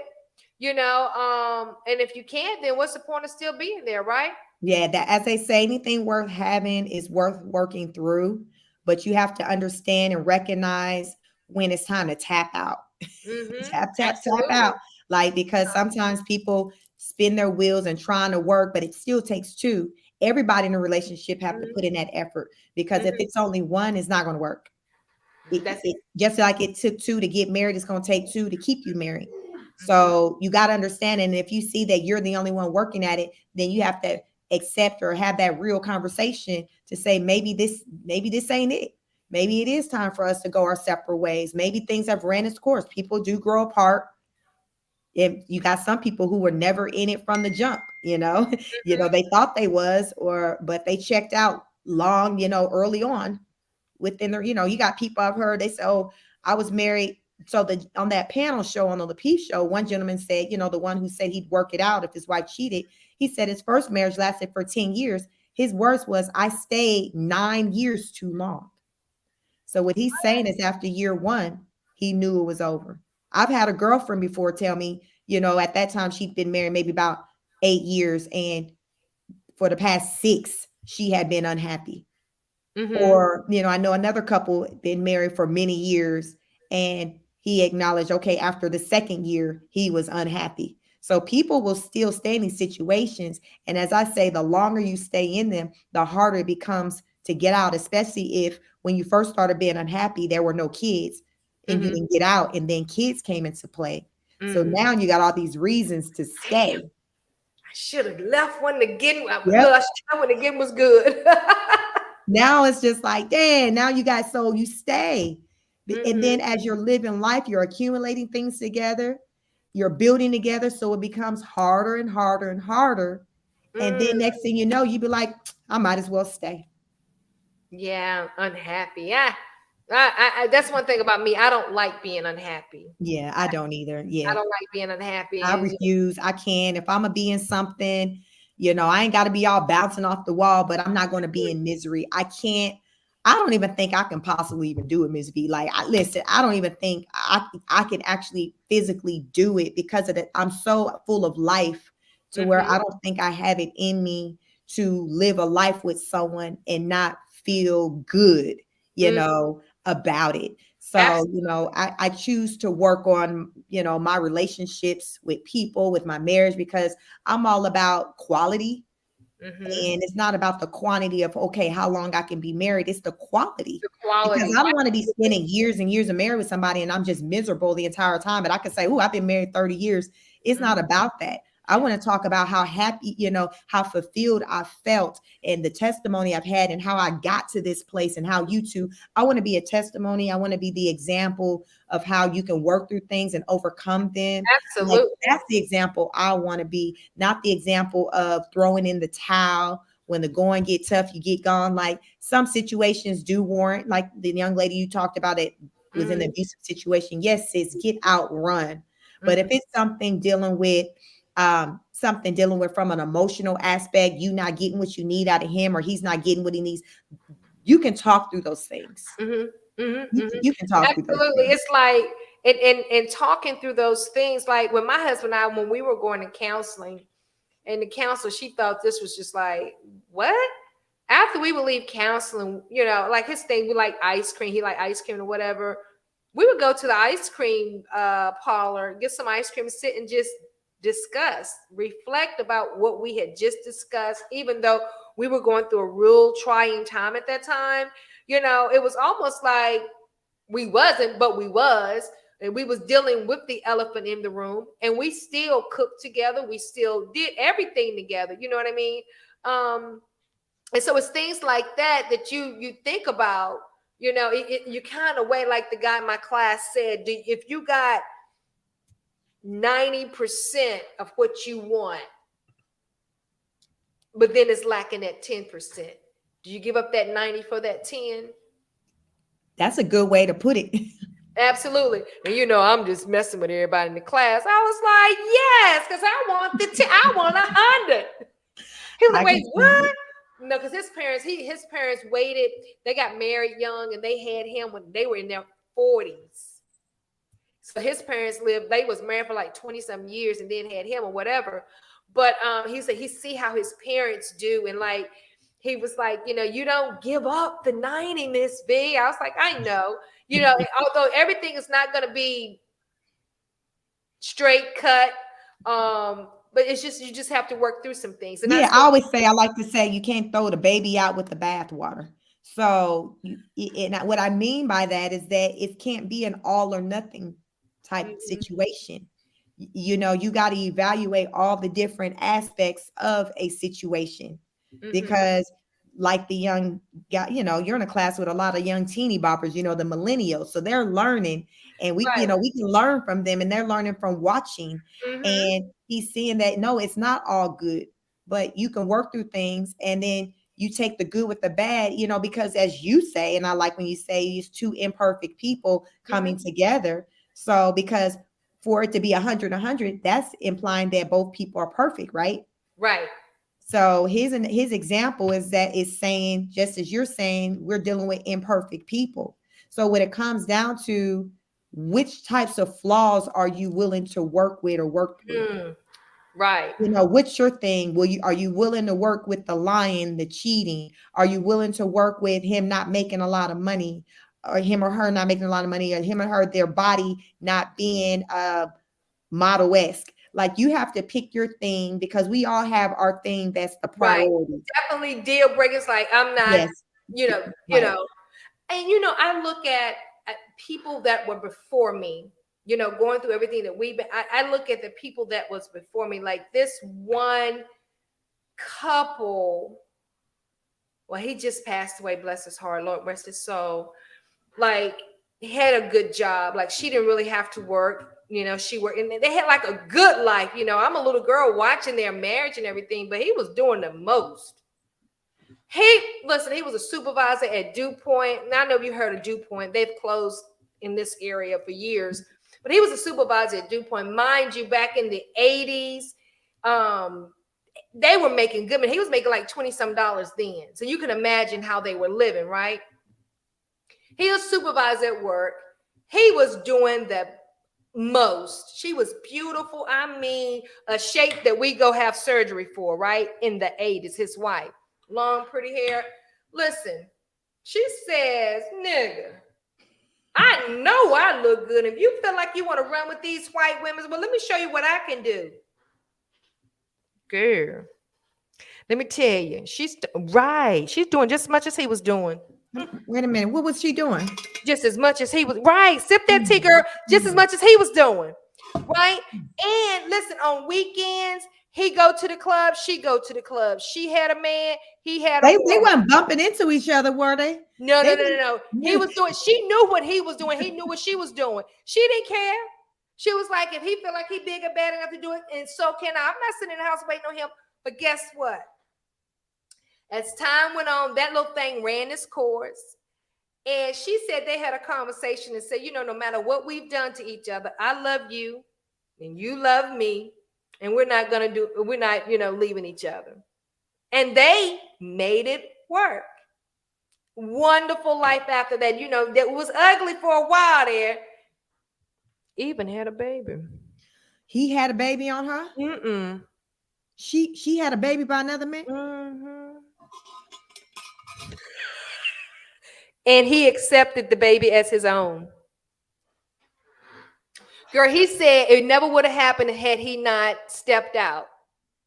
Yes, because as they talked about on that show, that panel show on the PFA was talking about, you have to be real with what role you played and what you've done. Because a lot of times when you are, it's easier to swallow that pill on dealing and accepting with something, because well, it all began when I did this. But that's being honest with oneself. I love that. Because when you're honest with oneself, that's what they say, the truth will set you free. And his truth was, I didn't always do right by her. Right. And I started the ball rolling. And, and this is where it brought us. Mm-hmm. So I have to swallow this pill. And so, wow, that's it. So they're still, from what they're still together? Yeah, they was together. He just passed away last month. Wow. Mm-hmm. And they were like in their 70s now. But, they definitely got a testimony. And I look at that, huh? I said, they definitely have a testimony. Absolutely. And, I was talking to her when he started declining. She said, I would look at him and tell him, I miss you so much. And she was like, she would say that because he had started to get Alzheimer's, and she said, that's what I miss him. But I know this is not the person that, I don't want to call his name, but this is not the person that once was, And I was like, wow. Because I said, girl, I remember when. She was like, girl, we went through it. But, we still, love each other. We still together. So I looked at that even in my situation. I looked at the people that had went through much worse than me and somehow made it through. It was like that 90-10 or that 85-15. You know what I mean? But that's a good way to look at when you talk about people who went through worse.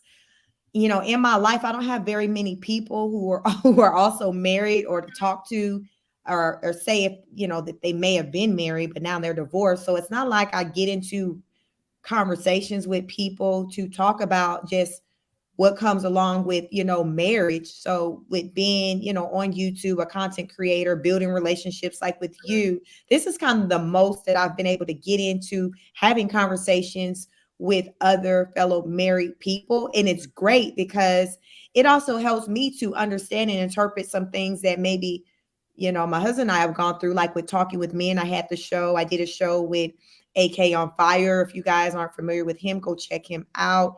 He's an awesome content creator, but he's been married for 20 plus years. So there was some things that I was able to speak on that I experienced and, how my husband maybe responded. And he was able to give me some insight as to the why.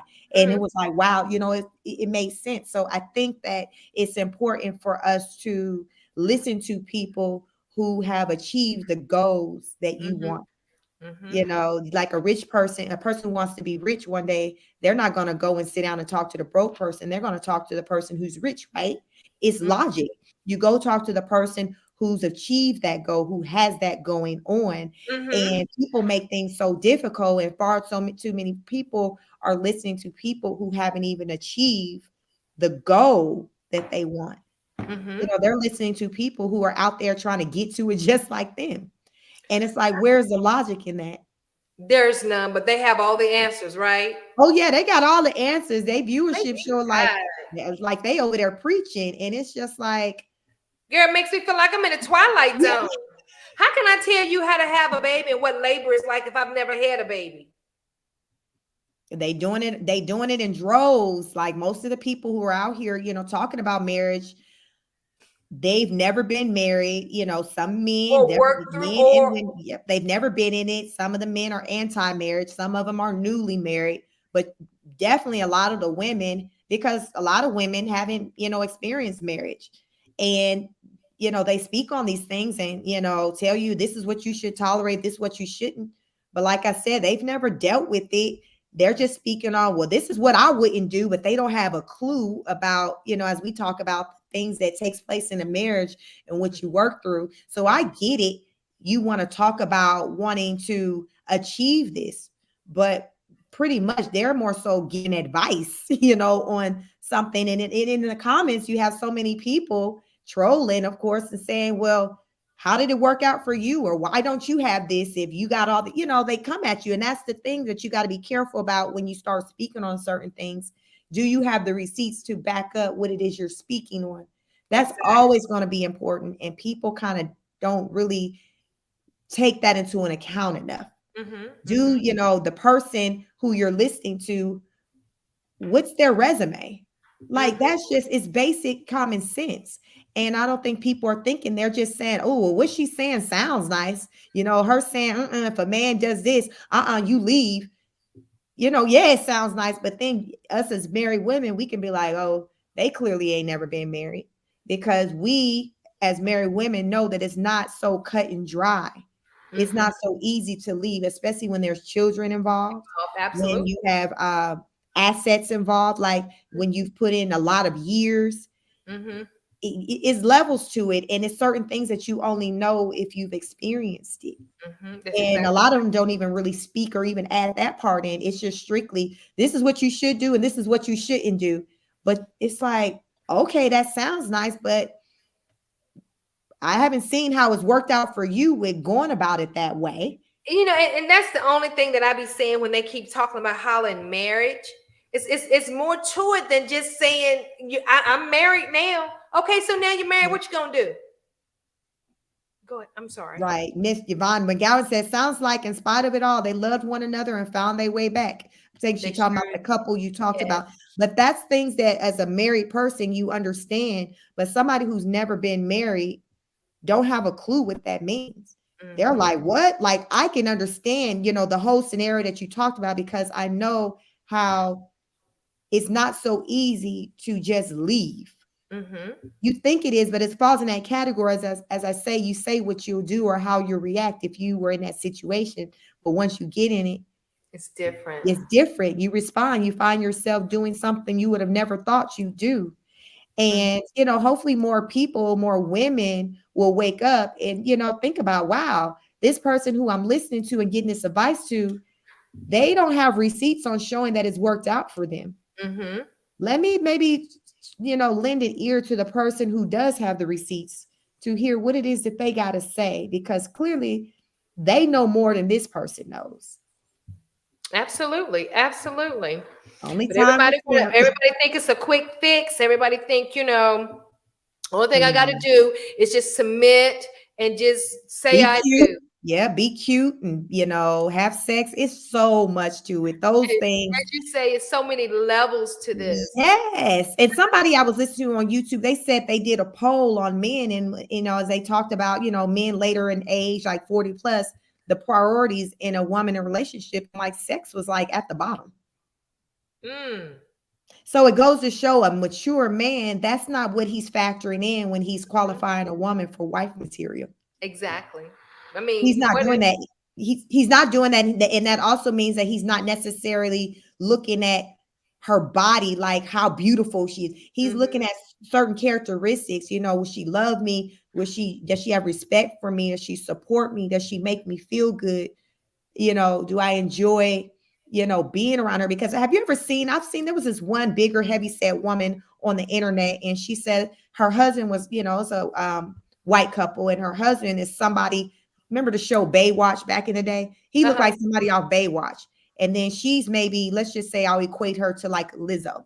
And she gets trolled a lot because women who look like the type of women that was on Baywatch back then are confused by why he chooses to be for her. It ain't the outside appearance, what was on the inside to grab that man. And he just be loving all on her, she has all these videos, and they're so confused, and they'll hit him up, sliding his DM, come over here, why are you with her? But I'm just saying, it goes to show that looks aren't everything. And people who lead with their looks, there's a lot of beautiful single women out there. Absolutely. But you have to stop and ask, well, why are they single? That's the first thing they'll say is, something ain't right. Yep. You pretty as you are, you single? Yeah, something ain't right. What's wrong with you? What's wrong with her? Why she, men will say that all the time. What's wrong with her? And looks are very superficial. They're very superficial. Yeah, of course you want to make yourself look good and all of that. But if you're using it to get a man, what are you going to do to keep him? Right. They ain't thought that far, Ms. B. They have not thought that far. And I don't have anything against makeup. I wear it.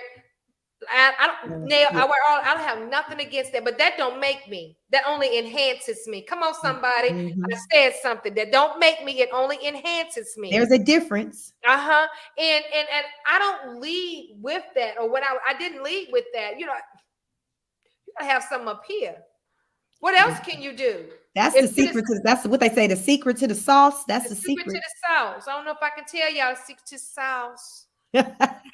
You got to come over here, join. Y'all got to like, share, subscribe. Y'all can continue. Want the secret to the sauce? Yes, y'all. We should start telling. We have the secret to the sauce. That'd be in the next. Look, we got to make sure it's in the description, not the title. Because Mr. Lecko goes snap. Yeah, the secret. We got the secret sauce. Y'all listen, Yvonne McGowan said, "You ladies have truly figured it out." Listen, it didn't happen overnight. I'll tell you that. On Tuesday. Right. On Tuesday, I will be 42 years old. So I am definitely a work in process, in progress. So it's things that have come to me over the years. As they say, I like to say over here, each one teach one. And what good is it doing for me to keep all of this to myself? If I see there's a need to share it with somebody else, especially when I see that they're desiring certain things that maybe I've that goals achieve goals, things that I've achieved. If I can help the next person, that's what I want to do. That's what I'm here to do. So I'm all about, listen, if you're interested in getting married, understanding, okay, how to keep his attention, how to put your best foot forward, how to be authentically you, how to build your self-esteem, all those things. That is what I do over here as a married woman of 18 years. So I am that girl to talk to you about those things because I have the receipts for those things. So I'm not just talking because it sounds nice. I'm speaking from experience. And that's what you always want to look for when you're reaching out for guidance from anyone regarding anything. You want to go to that person who's experienced in it, just like we joined, Mr. Let Go's coaching group for content creators. He has the experience in it, right? Don't we agree that we joined the group because he has the experience? He has the receipts. You see him all over the place. So if he knows nothing else, he may sound crazy talking to women. If he knows nothing else, he knows YouTube. So that's what I'm saying. You be selective about who you listen to and what you're here for. What they say, take what applies to you, leave the rest. Exactly. If it don't, what they say, if it don't apply, let it fly. So, that's my message, to the people. If it don't apply, let it fly, and just flock to people who have achieved those goals that you want. I had a thought. I had to write it down. Yeah. So what's your last final thoughts? Because we're right at the 2-hour mark. It's been a great conversation. Oh, yeah, absolutely. What's your final thoughts? My final thought is, ladies, if you're just tuning in or if you just come across this channel, my final thought is this. When it comes to a man having more than one woman, my thing is have a conversation. I think he should have a conversation with his significant other, his wife. Give her the choice to whether she want to go down that road or not. I feel like we as Black women should create a safe, open space for our husband, our friends to feel free enough and comfortable enough to have these conversations with us, because oftentimes they have desires, things that they want to do, but they're afraid to bring it to us because of the backlash they may receive from us. So I think we as women should create a space to where we can say, this is a no judgment zone, let's just have a conversation. And I think that'll save a lot on the infidelity. I think it'll save a lot on, things happening without you knowing, because they feel like, you know what, we can talk about basically anything in our judge-free zone. So that's my thing. Create a space, have a mindset of being open, and know that you're two imperfect people coming together. No, there's nobody perfect, and allow space for failure. Hello. Well, that's a good one. Allow space for failure, because Lord knows, my husband have had grace on me. I have grace on him. And that's, we're human, we're imperfect, but it comes down to, are we willing to put in the work? And if you're seeing that effort from the person you're with, then that, it's possible to work through it. Absolutely. You got to see the effort. So you guys, I do appreciate you guys for showing up for us. Thank you. Please like, share, subscribe. Make sure you hit the notification bell so you know when we go live, and drop a comment. Let us know how you feel about, this topic. What's your thought about sharing your man, sharing your husband? Do you feel like, it's beneficial to the community? Because one thing I'll add, I don't think I mentioned, Miss Ali said that the whole notion came about with sharing your man. It was for the benefit of the woman. So every woman could have the benefit of having a man in the home when it comes to whatever it is that a man brings. No woman is left behind. So that's what it originated from. And when we say that's where it originated from, I interpret that as it originating from Africa, where many of us believe that that's where we originated from, prior to slavery. We were brought over here. So once we came over here, we became westernized. And, we got into the whole culture, the Western culture, which is one-on-one, one husband, one man, one woman. And she's like, who's to say that's the right way? That's just what we've been indoctrinated to. So needless to say, even if that has been the case, that, we can work through this. If we are struggling with the idea of, sharing your partner, you can have these conversations. Just have the conversation. Everything starts with a conversation. That's all. That's where I'll leave it at. Just have the conversation with your partner, and then you guys come together and make the decision on what's best for your family. Absolutely. So I thank you again, Miss Veronica. As always, I appreciate you coming over, and definitely I'll love to be on your platform, whenever you invite me. So let me know, because you're always a great support. So, I like to show my support as well, however I can. So I am appreciative of you being over here on Chic Speaks. Tell the people how they can find you, sis. My beautiful kings and queens, you can find me on Facebook, Instagram, and YouTube at Veronica Farish, TikTok, Miss V294. On my YouTube channel, I do exercises and I help you get mentally and physically fit. So I got some great things coming. So so just step on over there, subscribe to my channel, and have grace with me, because I listen, I got to take a class. My class is next Saturday. So I can get certified in doing the hip hop aerobics. So if you're interested in that, I'll be doing that as well. Oh, and I got this one thing I wrote down: exercise that stimulates you sexually. Girl, I'm going to drop that. Listen, okay, well, I'm subscribed, so I'm gonna be waiting for that. And you all Yes. know I'm your girl Chic over here, my YouTube channel, Chic Speaks. You can follow me on Instagram at chic.speaks and on Facebook at Chic Speaks. So again, I appreciate you all. Thank you. And until the next broadcast, peace. Bye-bye.